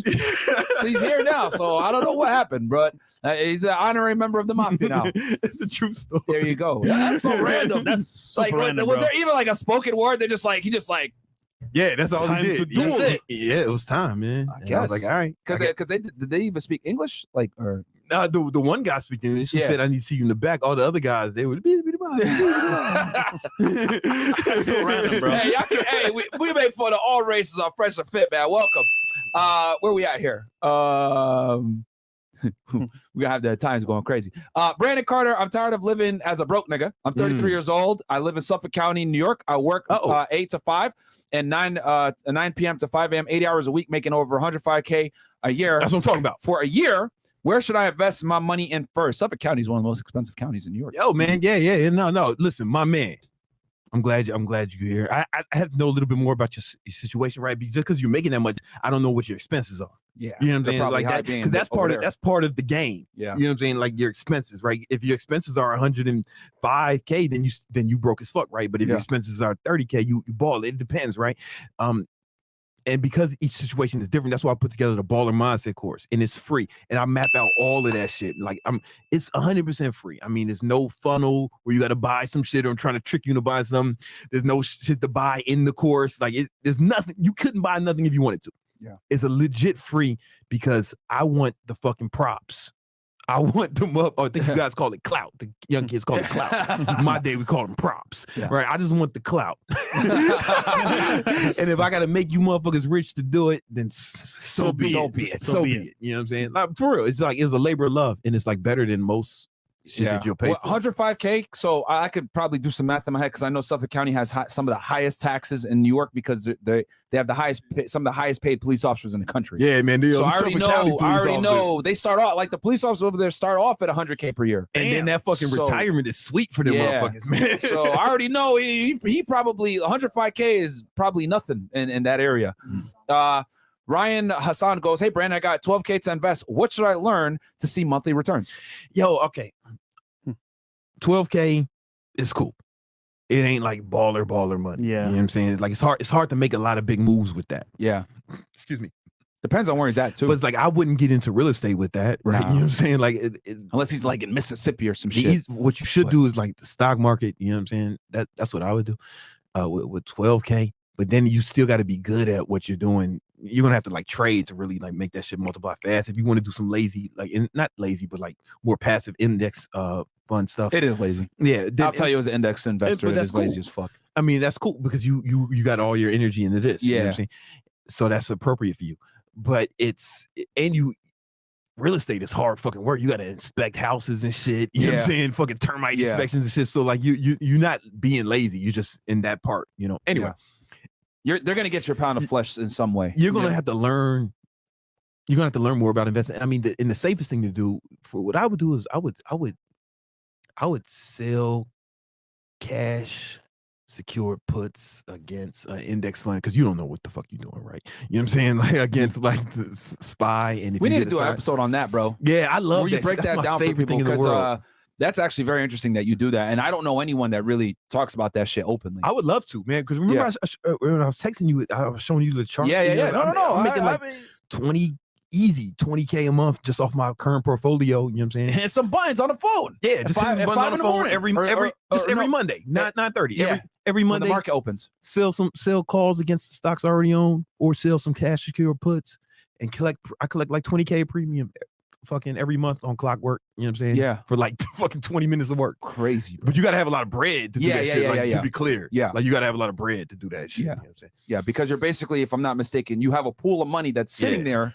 that you're basically trading against almost. Not even so much trading, right? Like, okay, so like I go over this more in the baller mindset course, right? So if you want to know, right? But let's say this is Apple stock, right? And let's say it's trading right now at, I don't know, what is it? Let's just use simple math where you say $100 a share. For the purpose of keeping it simple. It's more than that, but and if I want to, so what I'll do is I'll sell what's called selling a cash secured put at a lower strike, what's called a strike price. So maybe I'll sell puts at 90, right? So meaning I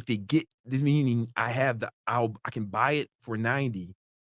Like if it goes to 90, then they'll take the money that I used to secure it, right? Because I had to put the money up. Okay. Right. Like as if I was paying for 100 shares at $90, I have to put that money in like the reserve, right? Gotcha. And if you know what I'm saying, it goes to 90, okay, then I got the price, I got the stock for what I wanted it for, right? You know, so I would only do that on a stock or ETF that I actually wanted to buy, but maybe at a lower price. Are you predicting it's going to go down? Sometimes I predict. Sometimes it's like I'm happy when it goes up because so if it goes down, you can't lose doing this, right? Because if I wanted it to buy it anyway, then that just means I get to buy it lower, right? But here's the thing: when I do this, I get a premium no matter what. So they pay you. You sell. They pay you. I get what's called a premium when I sell the put. Okay. And I use cash to secure it. I sell the put. I get what's called a premium. Okay. Right. So when people are buying stocks, start buying options, I'm collecting that money. They're buying it from me. You know what I'm saying? Like gotcha. I'm getting the money these motherfuckers are using to buy options. Okay. Options when they're buying options because I'm selling options, right? So I get that money. It's called premium.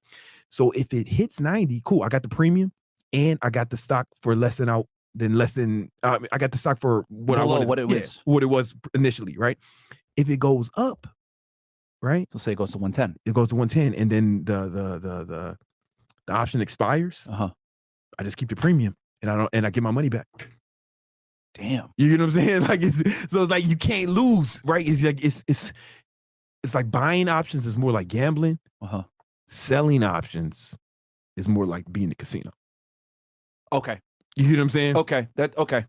Yeah, that might have been over a lot of people's head. Get the ball in mindset course. There you go. All right. Okay. Okay. So I would like to do a episode where I really break it down. Yeah. Because you've talked about it sparingly here and there, which it's fascinating to hear you talk about it. Because I'm like, okay, because this is something that I don't know anything about whatsoever. So, but I'm sure there's guys in the chat that probably might understand that vernacular. But Moneybird makes like an extra $1 million a year selling options. Wow. Selling, like, you know what I'm saying? Because he'll want to buy a stock, but he doesn't want to buy it at where it's at. He's like, okay, I'll buy it for this much, and he'll either hit that much and he'll buy it, cool. But he can, like, it's a premium. He doesn't buy it, doesn't hit that price. So you essentially become, I don't want to say bank, this is a crude term, but you essentially become the bank for this stock. Yeah, when essentially. When you're selling that's one way to put it. And it puts you in a leverage position that whether it goes up or down, you're going to benefit to some degree. Yeah. But the caveat is you need to have it in abundance. I'm assuming you got to have some bread. You got to have some money to even do this. But you can do that with 12K.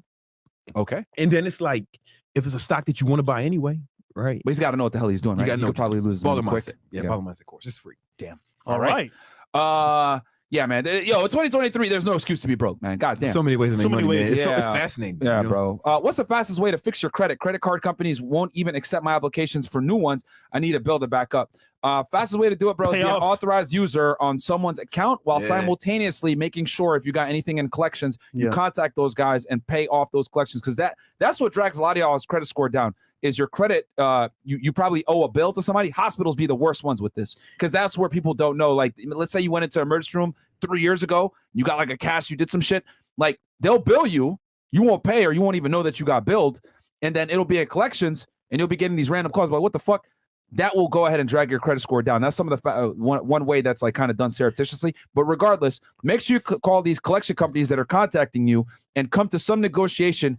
A lot of time, let's say you owe $1,000, you tell them, listen, man, I got $500 right now. They'll take that a lot of times because they bought that debt from the hospital, whoever the fuck you owe the money to. So they just want to collect something. So pay that. That will increase your credit score significantly if you're in collections. And being an authorized user on someone's account that has good credit will also help you as well. But keep in mind, you got to have someone that like trusts you with shit like that. If you have shitty credit, people might be like, "No, fuck you, nigga." Yeah. And some of you, as a teenager, you got a credit card when you're like younger, you never paid it off or never paid it at all, and it's still there on your history. And then come to add insult to injury. Let's say you had an old address. It's being sent to that address all the mail, so you never even see it. So check your account, bro. Creditkarma.com is good too. And the two biggest things that will fuck your credit up, guys, is number one, Brandon talked about this, utilization, and then on-time payments. Those right there could count for like 2/3 of your credit score. So on-time payments, even if it's the minimum, pay it, and then making sure that utilization stays under 30%. Bro, I've been in America for 7 years now. I've never missed one payment ever. And another way to kind of hack your utilization, let's say you only have a 10,000 credit, right, max, open up other credit lines so that when you have a bigger available credit, so therefore the utilization goes down. Or ask for an increase, right? Yes, that's another hack. Ask for an increase. And the Bible says, ask, you shall receive. Yeah. Just call for an increase. Yeah. Call them. Hey, man, can I get an increase? Yeah. Or you could do it on an app sometimes where it's to increase your percentage. The point is, I tell optimally you want to be under 10%. But if you stay under 30%, that's a good starter. If shit goes over, right, your score will go down. But once you pay this shit, it'll go back up, right? Yeah. Like my shit, like when I showed my girl, it was like just under 800. But that's only because it's the end of the month, and I got some fucking shit that I pay my shit off every month. You know what I'm saying? And it'll go right back up to 800 once I pay off all that shit. I don't pay a cent in interest. Never pay interest, guys. Yep. Always try to pay your thing in full if you can. What else here? Billy, like guys like us, guys, just so y'all know, credit card companies hate us. we use their free money to buy shit, get points in return, and don't pay them nothing. No, but they still make money. Right, that's how Amex. Think of Amex, you got to pay it off every month. The merchant, they make money. They off make the money off the merchant because the transaction fee. So they make money either way, man. They do, just not off. us. Not as much. Not as much off us. Not as much off of us. But you don't know that because we spend more than these broke niggas. Okay. On the car, so they might be making more money off our purchases. I meant to say. Not off us, off the merchants. They make money off the They don't make money off of interest on us. Yeah, that's what I meant to say. You know what? They make money off the merchants, not us at all. You were right initially. Because here's the thing, most merchants. This is why I tell you, real quick tip for you guys: have an Amex always have a Master and Visa though. Yeah, always a lot have of people don't take Amex for that reason. Like, yo, the two cards that a lot of merchants don't like to take are Discover and American Express. The reason why American Express has some of the highest transaction fees, so a lot of vendors will be like, even though they take Amex, they'll tell you, no, I'm not taking it because Amex has high fees, especially internationally. Yeah. And Discover just sucks, bro. I'm gonna keep it 1,000 with y'all. Discover fucking sucks. They give you really good terms, like their credit cards that that have benefits, really great terms, but a lot of places don't take them. Always have a Visa and one MasterCard at least in your repertoire, because a lot of places will not take Amex or Discover, guys. I keep the Chase Sapphire for my Visa. Chase. And I like the Apple card for It is my good. MasterCard. Yeah. You know what I'm saying? It is a good card. Yeah. And the Apple card, if you guys like Apple products, I don't know if it still gives this. 3%, is it still 3 to 5% on cashback on Apple products? Yeah. Oh, no interest if you use your Apple. They'll put it on your Apple card. Okay. Yeah. And you can pay in installments with 0 interest. Oh, okay. So you can run it up. And just like You need a phone. sometimes you like to do that just for cash flow reasons, Yeah. right? But you don't have to pay no interest. Yeah. Right? It's the exact same price, but it's on your card. Yep. Right. But it's and cool. I don't know if Apple still does this, but with the card, it's a good flex card. They give you a nice titanium thick card that's all white. So, but you got to request it though. Normally, it's a card that only goes on your Apple Pay. They gave me the card. You didn't request it? No, I got it. I got the No. I'm saying like to get the card, you have to ask it. Ask for really? I don't remember. Yeah, because I remember It's in your phone. it's in your phone when you when you get approved, Yeah, and then you virtually. actually have to ask them. I want a physical card. Yeah, but it's like titanium. Yeah, the it's same really way, nice. The same way like the Amex. Yeah, it's a good flex card if you guys want to like show it off on a date or some bullshit like that. But yeah, bro, always have a Visa and a MasterCard, guys. Well, we need to do another credit episode for y'all, because there's a lot of shit that I as I'm talking right now, I'm like, damn, we didn't tell them this shit before. Yeah, no, I'm glad you y'all all do the that, sauce, man. bro. Yeah. Can't get them all the sauce. Yeah, well. But yeah, have an Amex in your repertoire, have a Visa, and have a MasterCard. Like you have to, especially if you're going to go internationally. And I'll give you one more freebie, guys. The best travel card I would say is either an Amex Platinum or Chase? the Capital One Venture. That's actually a really good one that's kind of slept on, that no one. It kind of used to be the number one card, then it kind of fell because all these other travel cards came in. But it's like if it's a low, it's like only like the first year it's waived, if I'm not mistaken, for annual fee, and then there's no blackout dates. You get a lot of points, 2 miles per dollar spent, if I'm not mistaken. It's like a good, and it's not that hard to get. That's the other one too. The Amex is hard to get. So the Capital One Venture, that's a card that's like kind of in the middle. Your credit score is in the 720s or high 600s. You'll be able to get it, and it's a really good card for the approval rating. If you want to get the Amex, man, start off with the blue. Like that's easy. It's easy to get that, and then after you build a history with Amex, like Amex, they're weird. They want you to have a history with them as well. Yeah. You know what I'm saying? So I had to get the blue first. You know what I got recently from Amex? You know they banned the Centurion Lounge for most people. I got that. Did they? Yeah, they did, because it was Too many people had it. So I got access to that and a +1. Oh yeah. How much you spend, though? You know what? You earn these perks, so we'll give it to you. Oh damn! Really? Yeah, it's crazy. Got an email. I didn't even know that. I didn't even know they banned it. They start banning There's a niggas whole like debacle because everyone's trying to get in there, and it's like, yo, it's too many people in here, so they cut it off a little bit, and they say, hey, I did see like some people get turned away when I was bring a +1, but now if you certain amount of money spent, they'll give it to you. Damn, crazy. Rich get richer, man. Yeah, hell yeah, man. That's why y'all get richer. You gotta get the baller mindset, cause we live in a different world than y'all, man. Y'all getting banned up. Alternate It's a universe. different world. Y'all don't even know about the security. Alternate universe, bro. Yeah, man. I got some more tips. I don't know. Yeah. Let's do it. So we covered, just to recap. We've been giving y'all a lot of value on this episode, man. Like the goddamn video And a free course. Yeah, and a free course. Can't beat that, bro. Come on, man. God damn. All right. We'll first recap. Change your brain to change the game. List of hate. List of great. Number 4. Manage dopamine. Yeah. No. This is now. This is important. So I remember. I watched Fresh and Fit. You know, so I'm a fan. You know what I'm saying? I don't watch it. What I do is I put it on. I put like we saw in the background. Yeah, I put it on while I'm doing shit. You know, like and I listen to podcasts and I was listening to the episode with the homie Wes Watson. That's my guy. And shout out to him. That was a good one. WW. Yeah, he just moved out to Miami, man. Yeah. So y'all gonna be seeing. We gonna do some shit together. Pause. And Heavy pause. And you said, man, I got this problem. Yeah. This is the women. And I was like, Fresh? Really? Nah, but here's the Screw thing. you, bro. This is why you got to change. I'm gonna tell you what the problem is, right? Because I used to this may come as a shock to you, but I used to have the same problem. BBC gang? Yeah, Shit, man. I mean, Myron known me for a long time, man. Yeah. He's seen some shit, man. He's seen some shit back before the Fresh Fit was out. Holy. Yeah. Man, you know what I'm saying? Listen, if I would have kept on that shit, There's a reason he's monogamous now. I'd have been the co-host, and the shit would have really got canceled.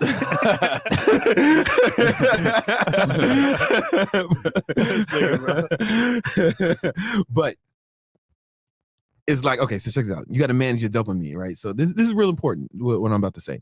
Let's say you go out, right? Let's say somebody goes out, right? I don't want to use Fresh as an example, right? Let's say somebody goes out to a club, right? Bam, that right there is going to spike dopamine, right? Yeah. Then you're probably drinking, doing coke, smoking weed, whatever the fuck whatever like substance you're going to do some sort of substance, most likely, right? That's going to spike dopamine, right? Then you're going to be meeting new people, right? New women, right? That's going to spike dopamine, right? Yep. Loud music, you know what I'm saying? You're stacking these dopamine experiences on top of each other, right?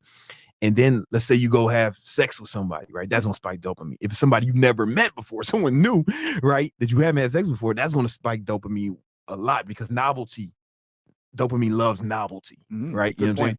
For real, like you got to be aware of this, right? So you stacked all these dopamine spiking activities on top of each other, right?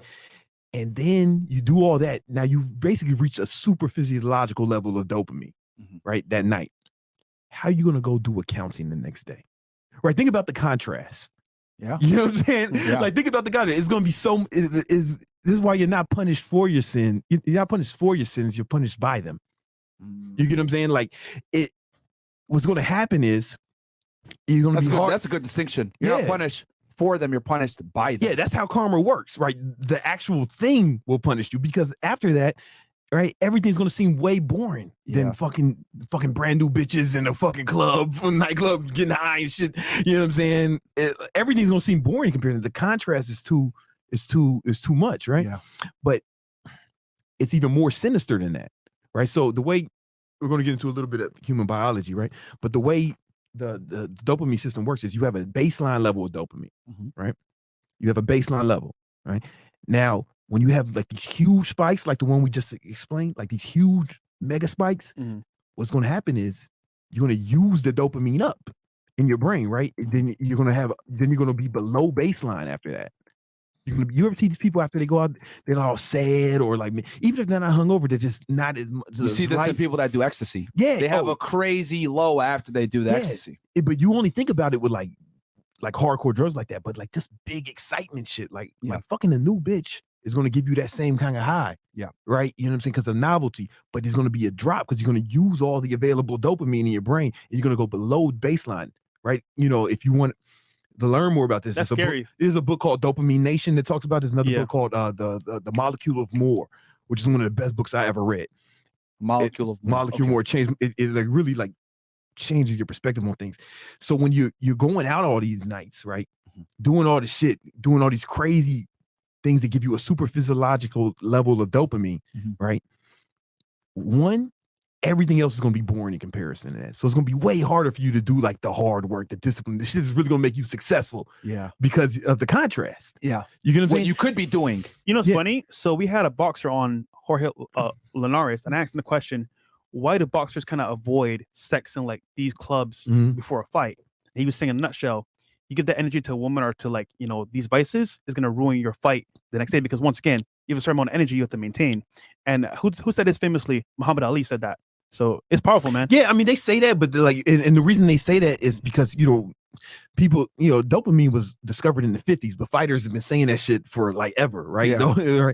So, but there's a real reason why we know why biologically that happens, right? Because if you're doing all these big dopamine spiking activities, like you're gonna go below baseline after that. Yeah. So like you got to be hyper aware of this kind of shit, right? I'm not saying not have fun or not celebrate shit or whatever, but if you do this shit too consistently, right, then the rest of life's gonna look boring compared to a night at the club with some brand new bitches getting high. You know what I'm saying? And you're gonna keep going below baseline. What happens if you do that habitually?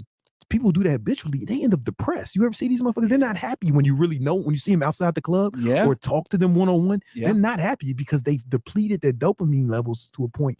Now the club don't even make them happy as much. The drug, you ever seen it? You see this with druggies, right? With fucking dope fiends and fucking junkies, or just people who they need smoke to take all the more time. and more drugs just to simply reach homeostasis. Now they have to smoke to feel normal because they're trying to get to baseline again because they've been depleting their dopamine reserves over a long period of time. I'm really glad you mentioned this, Brandon, because we only talk about this when it comes to illicit narcotic use, but we never talk about this when it comes to like habits and lifestyle choices. Yeah, I mean, even TikTok. video games. TikTok. This could be social media. One of the worst, I want to say, uses of like dopamine you could use, bro. I don't have social media on my phone. I downloaded Instagram on here before I came because I figured we would do some shit, right? Yeah. But I'm gonna take it off as soon as I leave. I have it on my iPad, right? Because it's more difficult. It's like a layer of it's like it's a layer of removal. Yeah, and the experience kind of sucks on the iPad. Yeah. You know what I'm saying? And I want that, right? And I don't have and I don't have TikTok at all. Like my team posts my TikTok shit. So I'm on there, but I don't go on there. Deactivate TikTok on your phones for all the guys that are fucking watching this shit, bro. It's probably one of the biggest cancers for you, that biggest time sucks ever. It's also video games, right? And I don't want to clown guys who do video games, you know. I have a use case for it, right? The cardio shit. That's the only time I'll play video games is if I need to do cardio. Yeah. Because it spikes dopamine, and I hate cardio. Yeah. So now it's like I have some enjoyment of this thing. I hate. Tell them how you do it, because actually ingenious when I went over your place and you explained to me how you do it. So I got the exercise bike, and I'll either play I get the Switch, Smash Bros, or fucking I would destroy you, bro. Yeah. Smash Brothers. Who's your main? Link, Dark Samus. Oh, I'm gonna fuck you. Dark Samus? Yeah. All right. Some G shit, man. All right, I don't play anymore though. Or like I get Call of Duty Mobile on this iPad, and I'll be fucking dropping nukes on the haters and shit. You know what I'm saying? But while I'm doing cardio, and it makes cardio more fun. But I'm real conscious of that, because if you just only play video games while doing that's cardio. The rule. Yeah, that's the rule. I can't do it no other times because you only have so much dopamine at one point in time. You have like a pool of dopamine, right? Yeah. And if you use it all up on fucking video games, right, then it's like, yo, motherfuckers are not happy after fucking hours of a video game playing. They might be happy at the moment, and I'm sure it gives them it's a lot of fun. But then after it, they're not happy, right? Because the dopamine, they're below baseline after that. Let me tell you this, man. As someone I will admit, I was addicted to video games. Of course you were. I played Halo 2 at a semi-professional level. Overwatch, I made it to Grandmaster. Like, I was damn near top 500 in the fucking world. Like, I'll tell y'all, man, as a guy that was playing 8 to 10 hours a day religiously on video games, because I was really fucking good with McCree and Halo 2. It like you, as soon as you turn that box off, it's like you're dead a little bit, right, bro? Yeah. So it's really not worth it. And I had to have that really tough discussion with myself, looking at myself in the mirror, like, what the fuck am I doing? Yeah, like I'm literally like, thank God I had I was working for the feds at the time, right? And I was in fucking Laredo, Texas, so there's nothing else to do. So when I wasn't busting drug dealers or fucking cartel members and shit, or responding to a case, I was at home playing video games. That's what I used to do to pass the time, because there was nothing else there. Yeah. But had I not had that job, I would probably have been like a full-blown addict, playing like 18, 19 hours a day. And I said, when I moved to Miami in 2018, I was like, nah, man, I got to stop this shit. And I quit video games. Dopamine's the number one drug, right? You know what I'm saying? Because you got to think, like, most of the drugs, the legal drugs, recreational drugs, what do? They spike dopamine. You know what I'm saying? And it costs you. It costs you. Social media is free. Yeah. Just out to your point as well. So I was an avid player of Smash Brothers, of course, a little bit before the podcast and during. And then I realized, bro, the time I spent playing these games, like, I could be spent working on myself. Yeah. Or, for example, leveling up in real life. Yeah. And I replaced it with, for example, the gym now. Yeah. And then watching like documentaries. Yeah. So I took that same action, same energy, put it towards something healthy to make me become better in person, in real life. And I'm not saying none of this stuff is bad, right? That's like you can do. That's why I only do it when I'm on cardio, because I fucking hate cardio. Bro. Yeah. You know what I'm saying? Especially I do slow cardio now because I'm fucking old, right? I don't want to be doing hit cardio with my joints and shit no more, right? So like I'm doing slow cardio on slowish cardio on the exercise bike. But you do that shit playing video games, you'll actually do more cardio than you intended. You know what I'm saying? And I like these little hacks that you do, because it helps you stay disciplined. So like when I was living in Texas at the time, it was kind of good that in my 20s, I was in a rural area, like, you know, working and playing video games and staying away from dumb shit. But I always used to say, celebrate for the occasion, don't make the occasion to celebrate. Yeah. A lot of people like will find an excuse to get drunk or party. Mhm. Oh, it's Cinco de Mayo. Yeah. Oh, it's September 1st. Let's get drunk. Like It's a birthday. Like, yeah, it's a birthday. Like, instead of finding an occasion to drink, make the occasion count, right? Yeah. So have have those days or whatever set up in advance where you can kind of have that fun or whatever and have it planned out. But like once you're like starting to make excuses just so you can party, whatever, that's when you're fucking up. Okay, you're right. You're 100% right. I really like that you said what you said. Make the occasion. Yeah, drink for the occasion, party for the occasion. Don't make the occasion too party. Right. However, man, it's fucked up the way dopamine is, right? You know what I'm saying? The way it works. Because even after you accomplish a goal, let's say you accomplish a goal, dopamine levels drop because you're so happy to accomplish it. You know what I'm saying?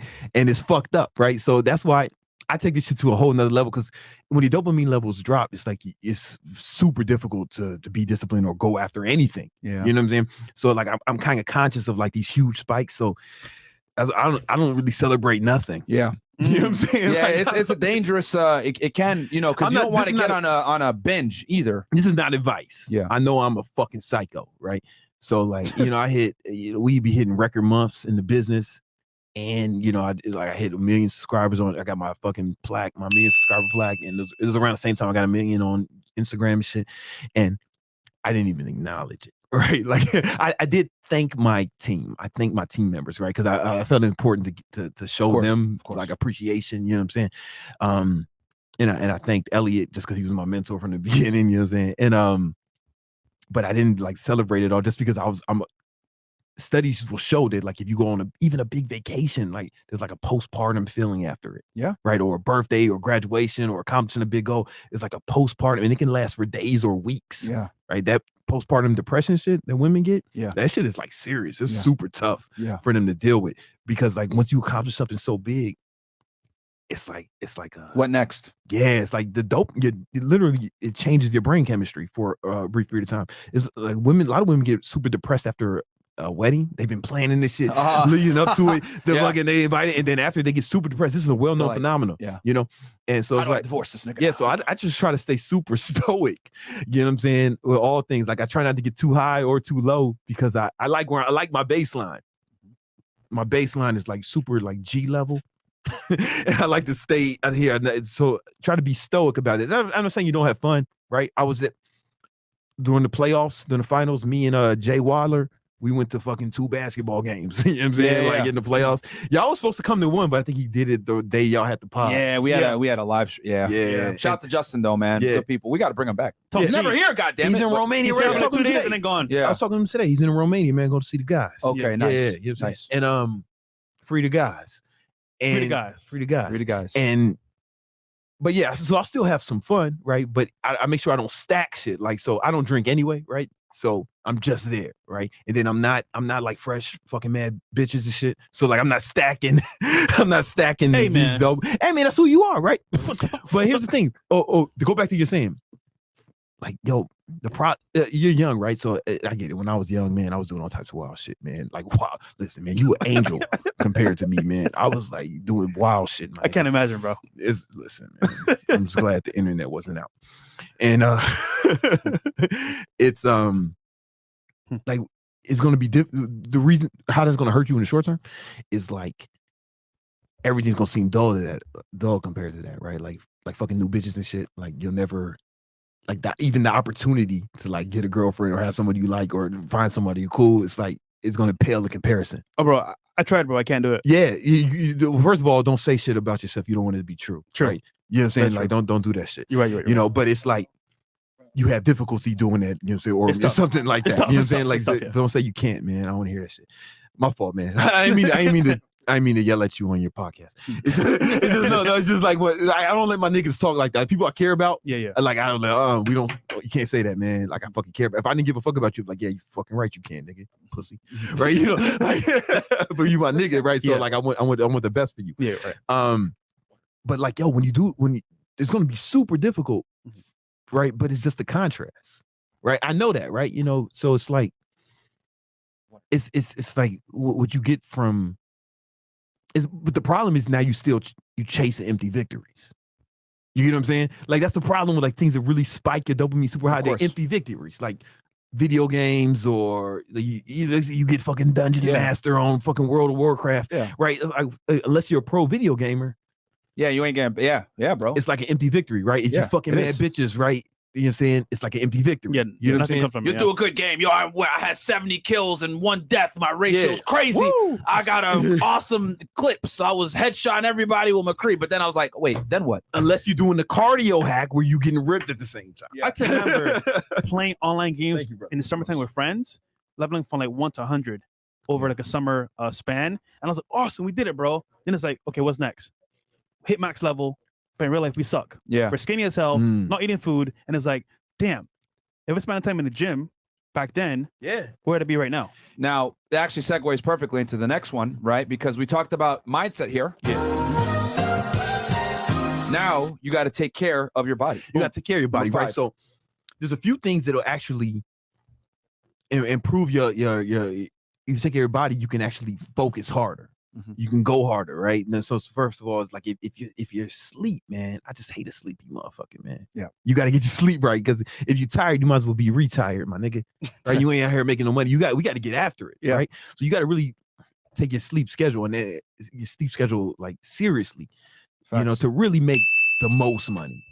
Like the niggas I know who make the most money, they go to sleep or they wake up early. There are people who sleep late, but on average, most ballers are waking up early, right? Yeah. At least I tell people that too. Like, just because I sleep during the day, guys, doesn't mean that y'all should do that. Like, look at like do a late night show. Look at some of the rich niggas who've been on this show, right? You know what I'm saying? Me. I'm up 4:35. Morning walks. Do the morning walk. You said you started doing that shit. With my dog, That shit's dope, right? So me, fucking Wes Watson be up at like fucking 4. You know what I'm saying? My nigga Hermosi be up at 4. You know what I'm saying? My nigga fucking Mike Rashid, he's up at 4. You know what I'm saying? Like, yo, success leaves clues, my niggas. I'm not saying you got to do that. I'm sure there's motherfuckers who sleep in, right? But they're like me and shit. But right, but don't do what I do, guys. Well, like your shit is like circumstantial because you do a late night podcast. You're a late night podcast host, right? Most of y'all niggas ain't late night podcast hosts. You know what I'm saying? It's just something about the morning when you get up and get after it, you know, before motherfuckers wake up. But the thing is, you got to go to the hard part's not waking up early, it's going to sleep early. Yeah. So when I'm not on Fresh and Fit, bro, I'm sleeping like 9:30. You know what I'm saying? 10. Sleeping is hard, bro. I'll tell you this: when I was in college and I was a rower and we were waking up at 5 o'clock in the morning and shit like that. I mean, it sucked, but like, hey, it had you on a really good sleep schedule. Yeah. So there's that, right? But also, like, yo, you niggas got to stop being fat. That's right. You got to stop. You got to get in shape, right? You know, it's like, and it's like that's because it fucks up your energy, both physically and mentally. Yep. You know what I'm saying? Like it's like you become, because you know that's not what you want to be. You know what I'm saying? You know this one to be like when you were 30 pounds heavier. Do you feel better now? Way better now. Yeah, my nigga Ro lost mad weight. Every time Mo, I see him, he's losing weight. You know what I'm saying? Do you feel better now, Mo? You know what I'm saying? 500 pounds. Now he's down to, what are you? 395. From how much? 395 from 500. Come on, man. My nigga lost 100 pounds and he's still losing. That's what's up. You know, and you feel better about yourself, right? But also like you carry yourself different, right? Yeah. You carry yourself different, right? And people treat you different. People notice too. You motherfuckers who ain't never been in shape. Y'all don't even understand this. Yeah. Like people legitimately treat you different. Like men, women, children, everybody. You know, I walk in my son's school and all the kids are like they can't believe it, and man. The thing about kids never lie because they haven't been taught that bullshit. Lie, Kids are honest. You're ugly. Or you smell. Like, blah, blah, blah. Like kids are super honest and innocent. So like it's a very good indicator of like, do you got your shit together? My son seen a fat bitch in fucking CVS. And he said, is she pregnant? Loud as fuck. I'm like, nah, man. Yeah, nah, man. She just don't love herself. Yeah. Nah, nigga. Diabetes. Kids are some of the most honest indicators of inadequacies. But he wasn't trying to be a dick. It's just what he saw, right? You're poor. Like, it's fucking funny, bro, how kids are. They like, so it's just like, and you just know, if you look at your list of great, you know that's not you. Yep. You know what I'm saying? You know that's not what you're supposed to be. Fact. You know what I'm saying? And you can really do it. Like, you know what I'm saying? You can really do it. It's not fucking rocket science. It's just discipline over a long period of time. That's all it is. And I'm telling you, everything changes because it starts with you, right? If you can't control your body, how are you going to go outside and control the outside world? How are you going to control fucking things in the marketplace? How are you going to control customer behavior? How are you going to control employees? And you can't even control yourself, my nigga. Right? It says something. I'm not saying you can't be a fucking fat ass nigga and make some money, but then what kind of life you got, right? Yeah. You know what I'm saying? Like when people say to me, "Oh, Brandon, how do you know she's not a gold digger?" I was like, come on, man. You think if I was broke, she wouldn't like the fucking former male model with single digit body fat, 6'2" and shit. Yeah. Come on, man. I'm a G no matter what. It's just I'm just a G covered in Gucci and diamonds, right? Yeah. It's just it's just a fucking plus. You know what I'm saying? Oh, you got y'all got a Blue Chew sponsorship? Hell yeah, man. Yeah. Shout out to Blue Chew. Yeah, shout out to Blue Chew. Sorry, we didn't mean to distract you. Go ahead. That's cool, man. It's like you a fresh pulled out of nowhere. Shout out to Blue Chew. Oh yeah. And this thing just pulled out Viagra for no reason. I ain't know what. I'm hoping he was about to say, I got a Blue Chew. I hoping he said yes. And he wasn't just passing out Viagra to the homies. Well, I was gonna say if you're in shape, you don't need one of these. Yeah, well, but you should still use them anyway for fun. But no, you know, I take Cialis every day, but it's like it actually shows it actually builds muscle. Mm-hmm. Like when I used to train like some guys in the NFL, they were like they couldn't really take it. They really get tested. You know what I'm saying? Maybe like the guys at the top find ways to figure out, but not the guys I was training.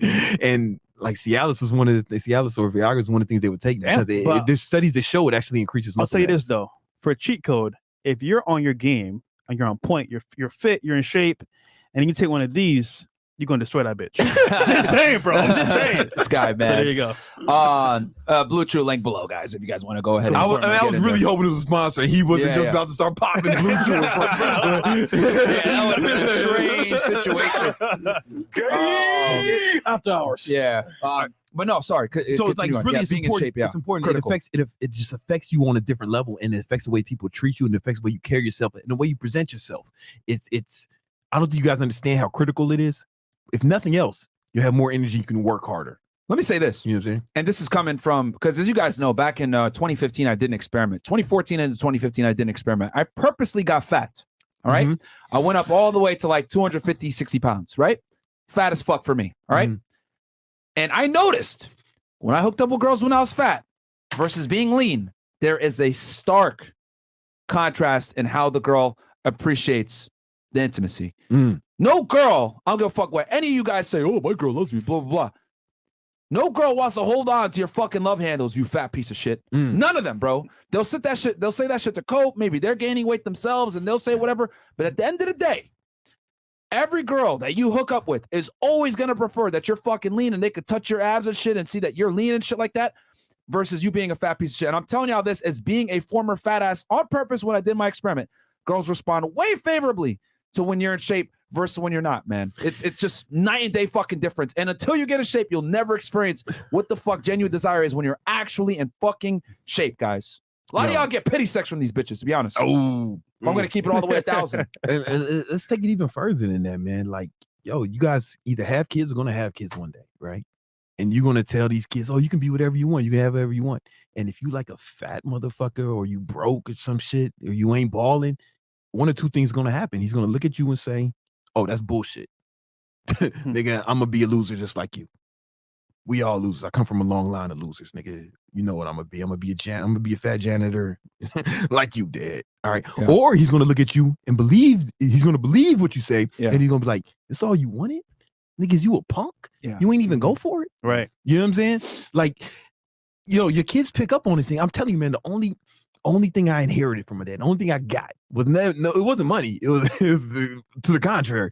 Only thing I got was just like, the belief. Yeah. Like I never had like a lot of self-doubt. And that was straight luck. I just had a good mother and father who instilled a lot of belief in me that I can go out and get this. You know what I'm saying? Because I saw him do it. I saw him do it. Yeah. Even though he fucked it up again, I saw him do it. And if I didn't have that, I don't know, right?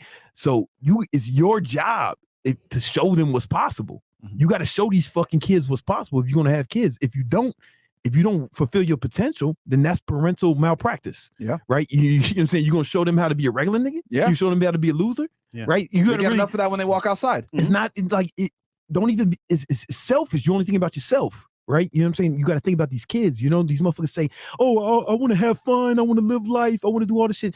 That's because they think that fucking recreation is the only way to live life. Yeah. They think hedonism is the only way to have fun, right? But some of us have fun and enjoy life by fulfilling our potential. Yeah. Some of us enjoy life by going after our goals. Some of us enjoy life by seeing what the fuck we're made of. You know what I'm saying? Pushing the boundaries. Yeah. And you motherfuckers who only talk about, oh, I want to enjoy life. I want to fucking party, have sex, fuck Pussy. bitches, right? The problem is they don't even understand that we enjoy life more than them because they can only do that shit sparingly. They can't do that shit every day. Yeah. You know what I'm saying? They can't go on vacation every day. I guess you could get high every day, but I'd advise against it. You know what I'm saying? You could get drunk every day and party with the homies, you know, but I'd advise against it, right? They're waiting for the weekend. They're waiting for the fucking Friday. Oh, I can't wait till Friday. Oh, thank God it's Friday. You know what I'm saying? Oh, man. They can only enjoy life sometimes. They don't understand that when you do the shit we talked about on this episode, you change the association with pain and pleasure. Motherfucker, we enjoy life every day. Yeah. You know what I'm saying? When you enjoy pushing yourself, when you enjoy seeing what the fuck you're made of, becoming the man that you know you're supposed to be for yourself, your children, your family, and your future. When you start to enjoy that, then you can enjoy life every day. You don't have to wait for the fucking vacation. You don't have to wait for the fucking parties and all that fucking hedonism shit. Yeah. You can actually enjoy being a fucking G. And here's the other thing too, because I know a couple years ago there was a campaign, dad bod, all this other bullshit. Guys, that is body acceptance propaganda that is not true whatsoever. When it comes to female sexual arousal, the standard hasn't changed much. If you look back at fucking Greek sculptures, etc., 1.6 waist to shoulder ratio, man. Women have been attracted to the male physique at a certain stature for literally a millennia, bro. So, like, you know, and it's funny too, because like the dad bod poster boy, who is it? Leonardo DiCaprio. You motherfuckers are not Leonardo DiCaprio. Yeah, You ain't got Oscars. Nigga, that's who they use. Oh, look at the dad bod. But they're going to go ahead and avoid the fact that he's been in fucking Titanic, Wolf of Wall Street, all these fucking His crazy ass status? films. He's got It's fucking Leonardo DiCaprio. Yo. Like, it's the biggest fucking lie ever because people don't want to admit that status plays a big role in your attraction as a man. So if you don't have the status, the least you could do is fucking take care of yourself and get in better shape. Why the fuck is the camera still fresh, man? Let me tell you about a fucking dad bod shit. You know Get what in the I'm saying? game, Chris. I'm a fucking listen, I'm a dad, and you know, my son's 5, and I take my son to the fucking birthday parties of the other kids and shit. And the fucking fat dads, they can't even keep up, man. They fucking tired and shit. I'm fucking jumping on the trampolines. I'm fucking throwing his friends up in the air. They all climbing on me and shit. You know, none of the other dads can do that shit. You know what I'm saying? It's like you want your it's kids to like- be able to look up to you in all aspects, your work ethic, your physique. You're like, damn, dad's the superhero. Like, dad is the fucking man. You don't want him looking at someone else like as a role model. You should be the fucking role model. And the problem with that is then that person becomes more influential Than than you. Yeah. You know what I'm saying? That's scary. Like one of my homies was like, man,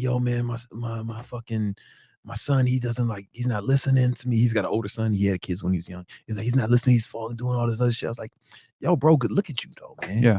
You fat, you broke.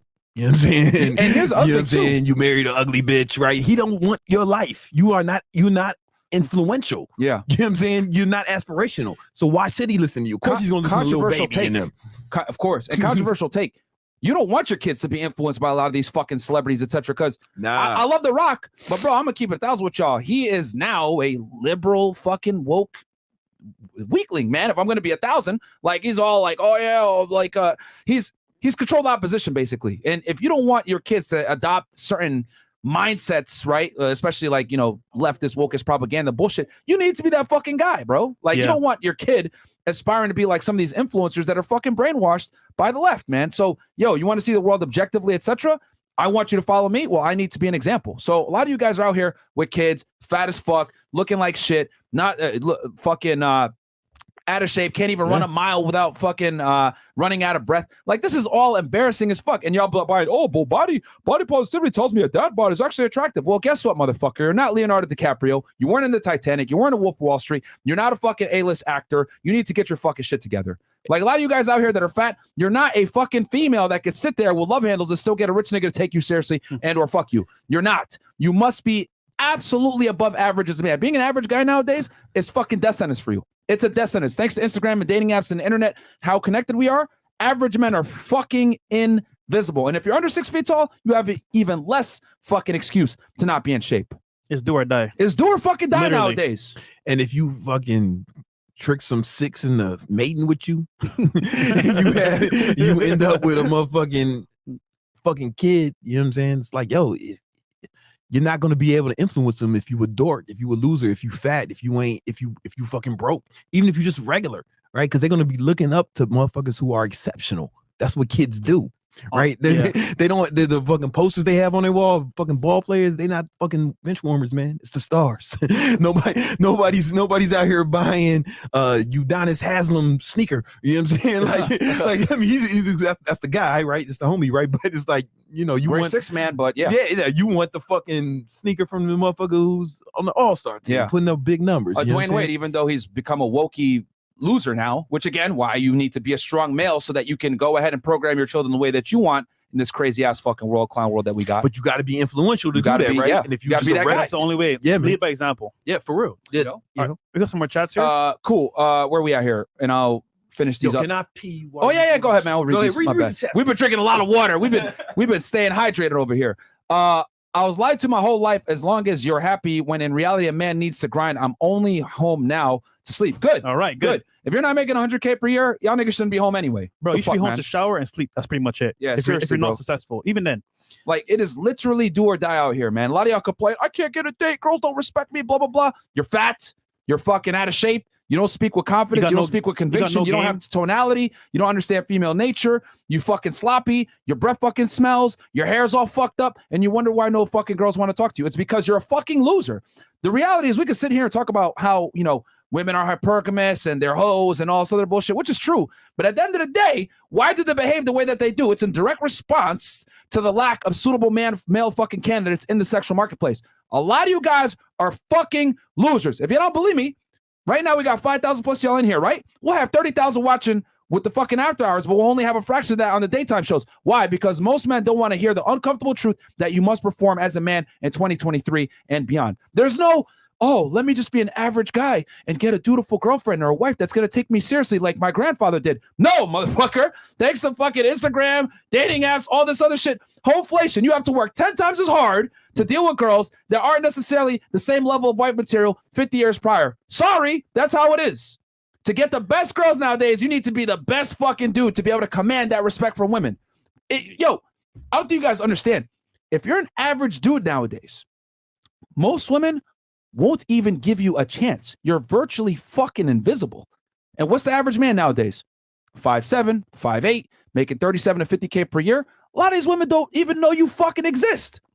And y'all think, I haven't had sex in a year. I can't get a date. Or these women are some bullshit, blah, blah, blah. Hypergamy ain't gonna change, bro. And I've always said this shit. Women are always gonna pick the top fucking guys. That's just how it is. If they have access to top guys, they're gonna pick the top fucking guys. They're not gonna lower their standards. Feminism is here and it's not conceding. They're not gonna go ahead and say, we're not gonna get educated. We're not gonna go make more money. We're not gonna be ambitious. No, they're gonna say shit like, I'd rather be single than be with your bum ass. That's how it goes now. Stop crying. Adapt to the situation. Oh man, the real G's are turning down more bitches than you guys are fucking hollering at. You know what I'm saying? Like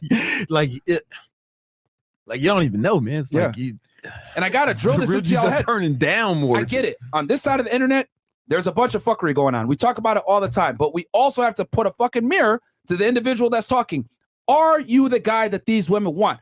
Most of y'all, fuck no. Yeah, look in the mirror. Fuck no. And it's not. You know the worst part? Let's say you do get a girlfriend randomly, right? Or you get a girl. Mm-hmm. She won't even respect you. And then come to find out, no sex. You're not getting that's even respect. Worse. It's like, what are you even doing? That's even worse.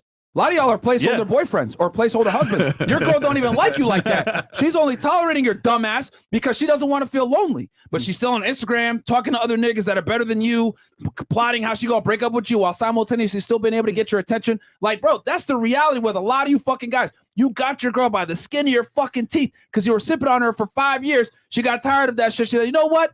He's good enough.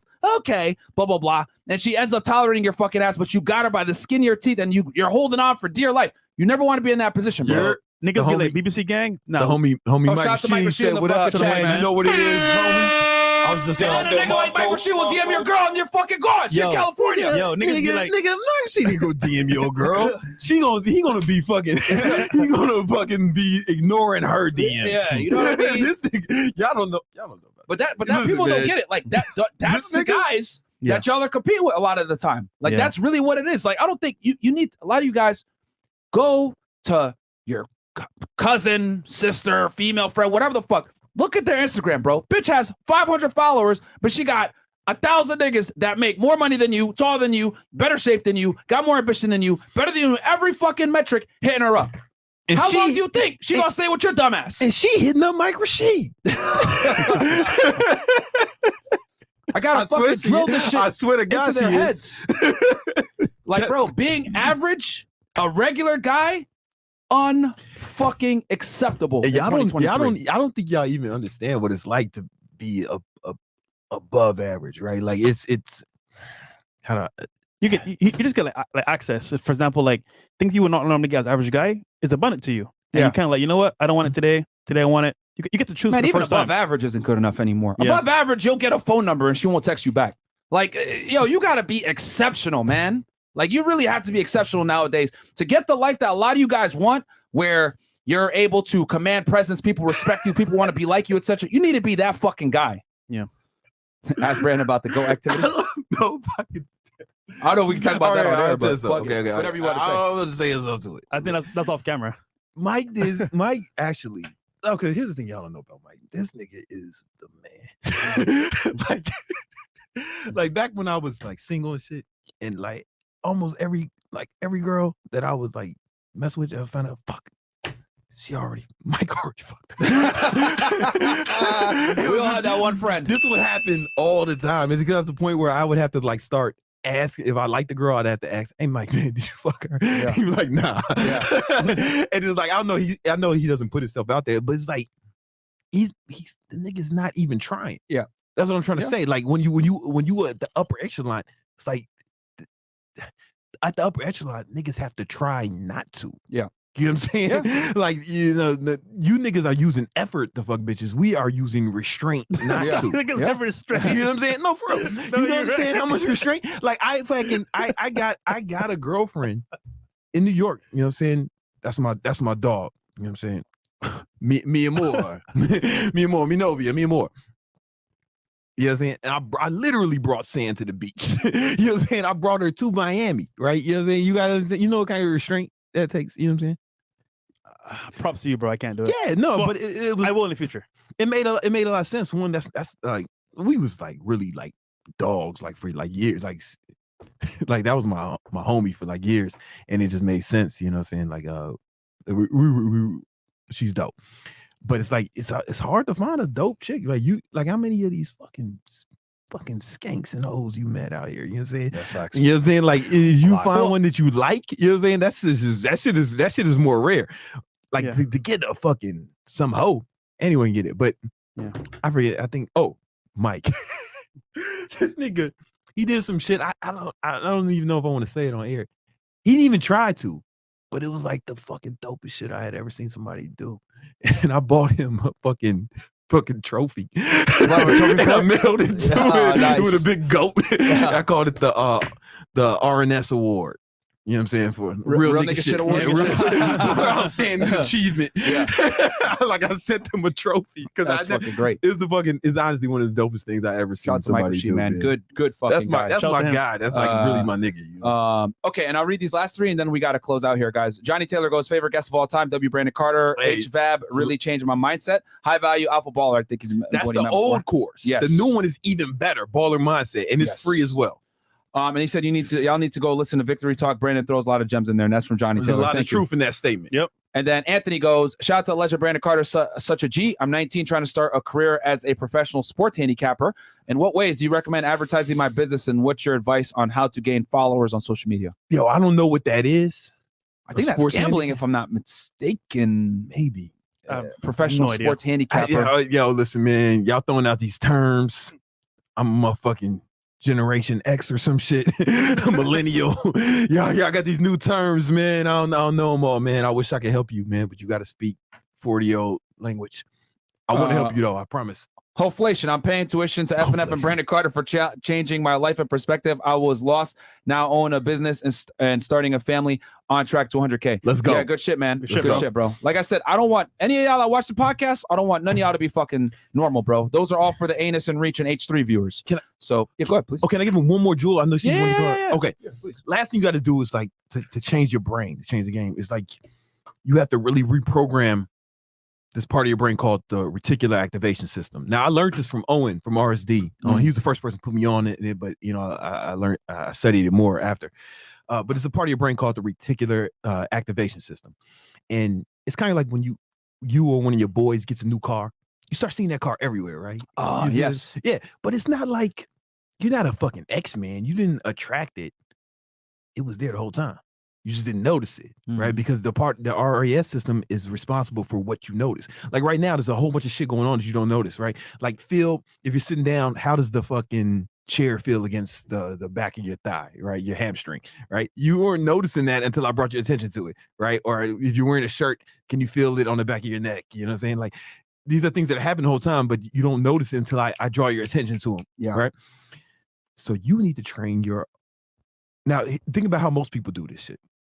They subconsciously train their mind to notice problems, right? They'll talk about how bad things are, or they'll say negative things about them. That's why, like, I had to almost like check you when you said, "Man, I can't do that." I was like, "No, man, don't say that.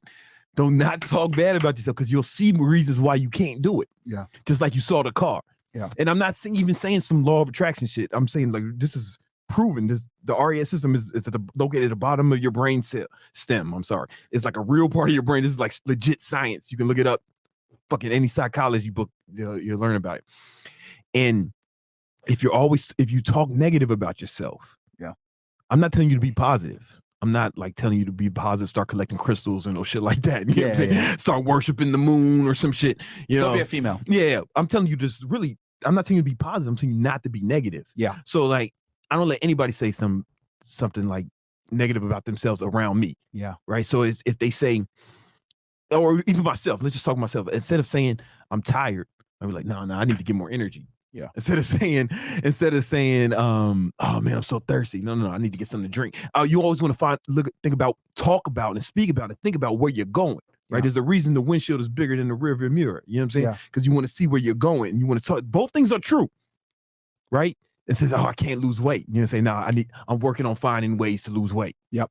Right. Because to say I can't lose weight, that nigga he already sounds like he threw in the towel. Yep. He's waving a white flag. He's looking for sympathy. Yeah. But the nigga who says, hey man, you know what I'm saying? I'm trying to figure it out. I'm trying to figure out. Okay.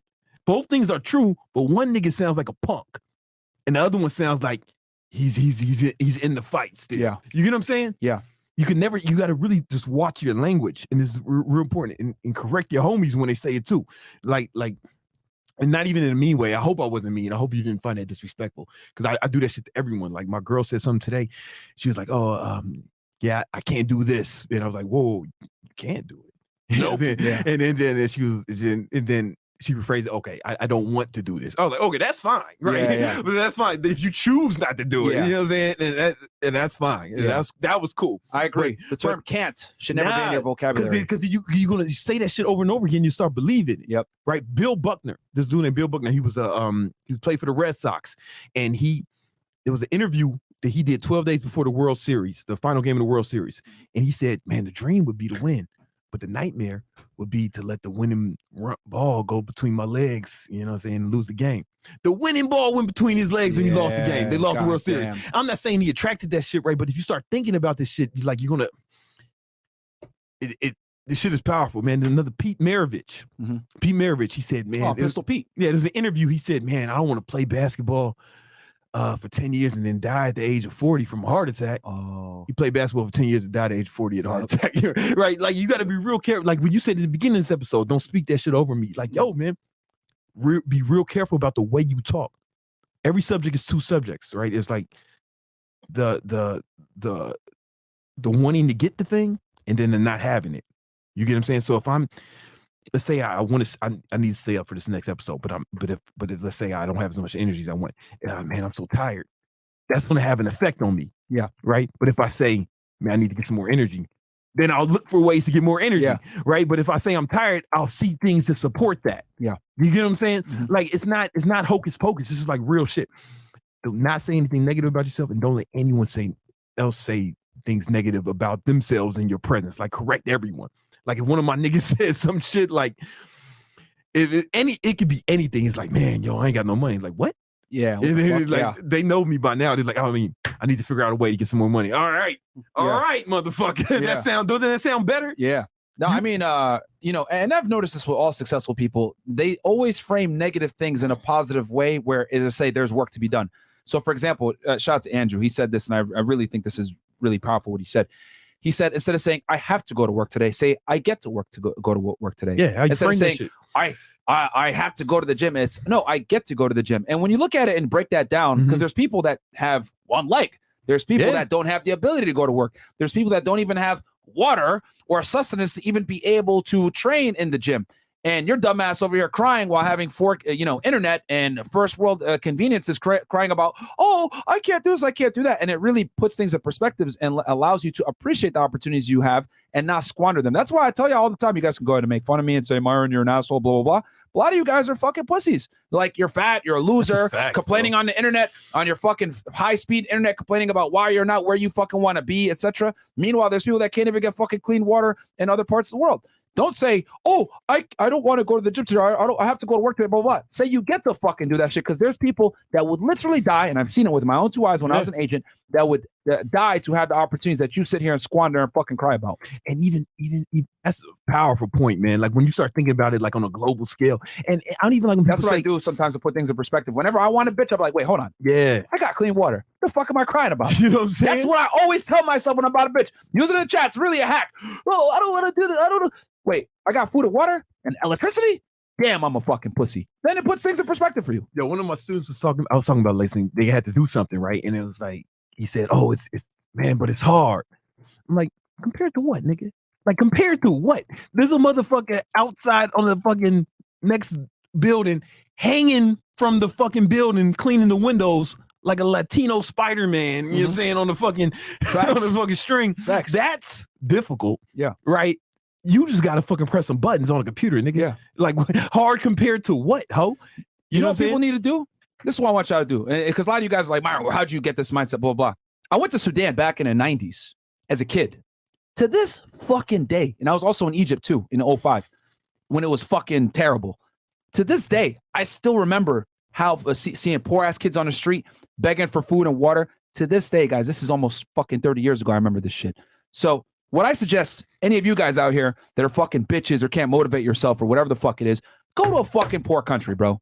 Go to a poor country, spend a couple days there, see what the fuck life is like for a large portion of human population, and then put things in perspective for you guys. Because some of y'all need to suffer a little bit to understand how much of a bitch you really are. That's really what it is. That's a fact. Go to a poor-ass country and go deal with that shit. Because I did that shit, and it stays with me to this day. Back in 1995, I went to Sudan. I stayed there for like a month plus as a fucking child. And to this day, I remember that how much people suffered there, and it makes me put things in perspective. Some of y'all need to do that. Niggas be like, yo, I'm in the hood, bro. Yeah, the hood in America here is not the hood, bro. I'm from Chicago, blah, blah, dirty, no offense. But that's not it sucks. It sucks. But that's not the real hood, But that's not real poor, bro. Go to Jamaica, bro. Everything is relative. You know, everything is relative. And if you can use someone else's struggle to put things in perspective. And yeah, it's powerful. Even when some people say, oh man, this is hard or this is difficult. I'm like, is it difficult or is it difficult for you? Good point. Right? Because there's somebody who can do the thing that you find challenging with ease. And they probably didn't start off like that. They probably found it difficult initially at first, but they didn't give up like your bitch ass. And they kept doing it until it became easy for them. Yeah. Right?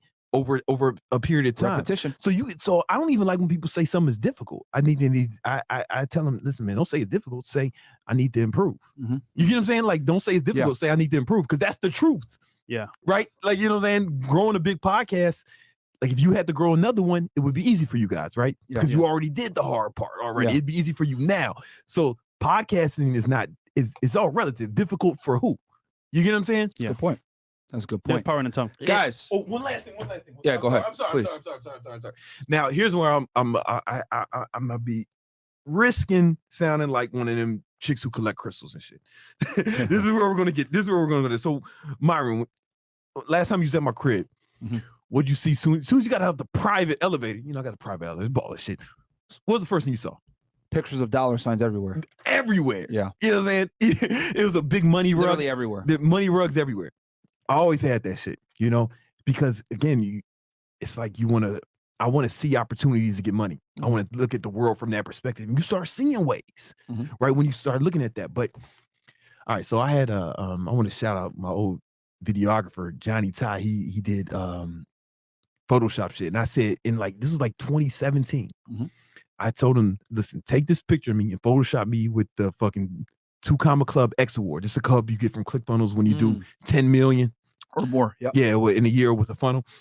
And in the other hand, I wanted to be having the YouTube plaque.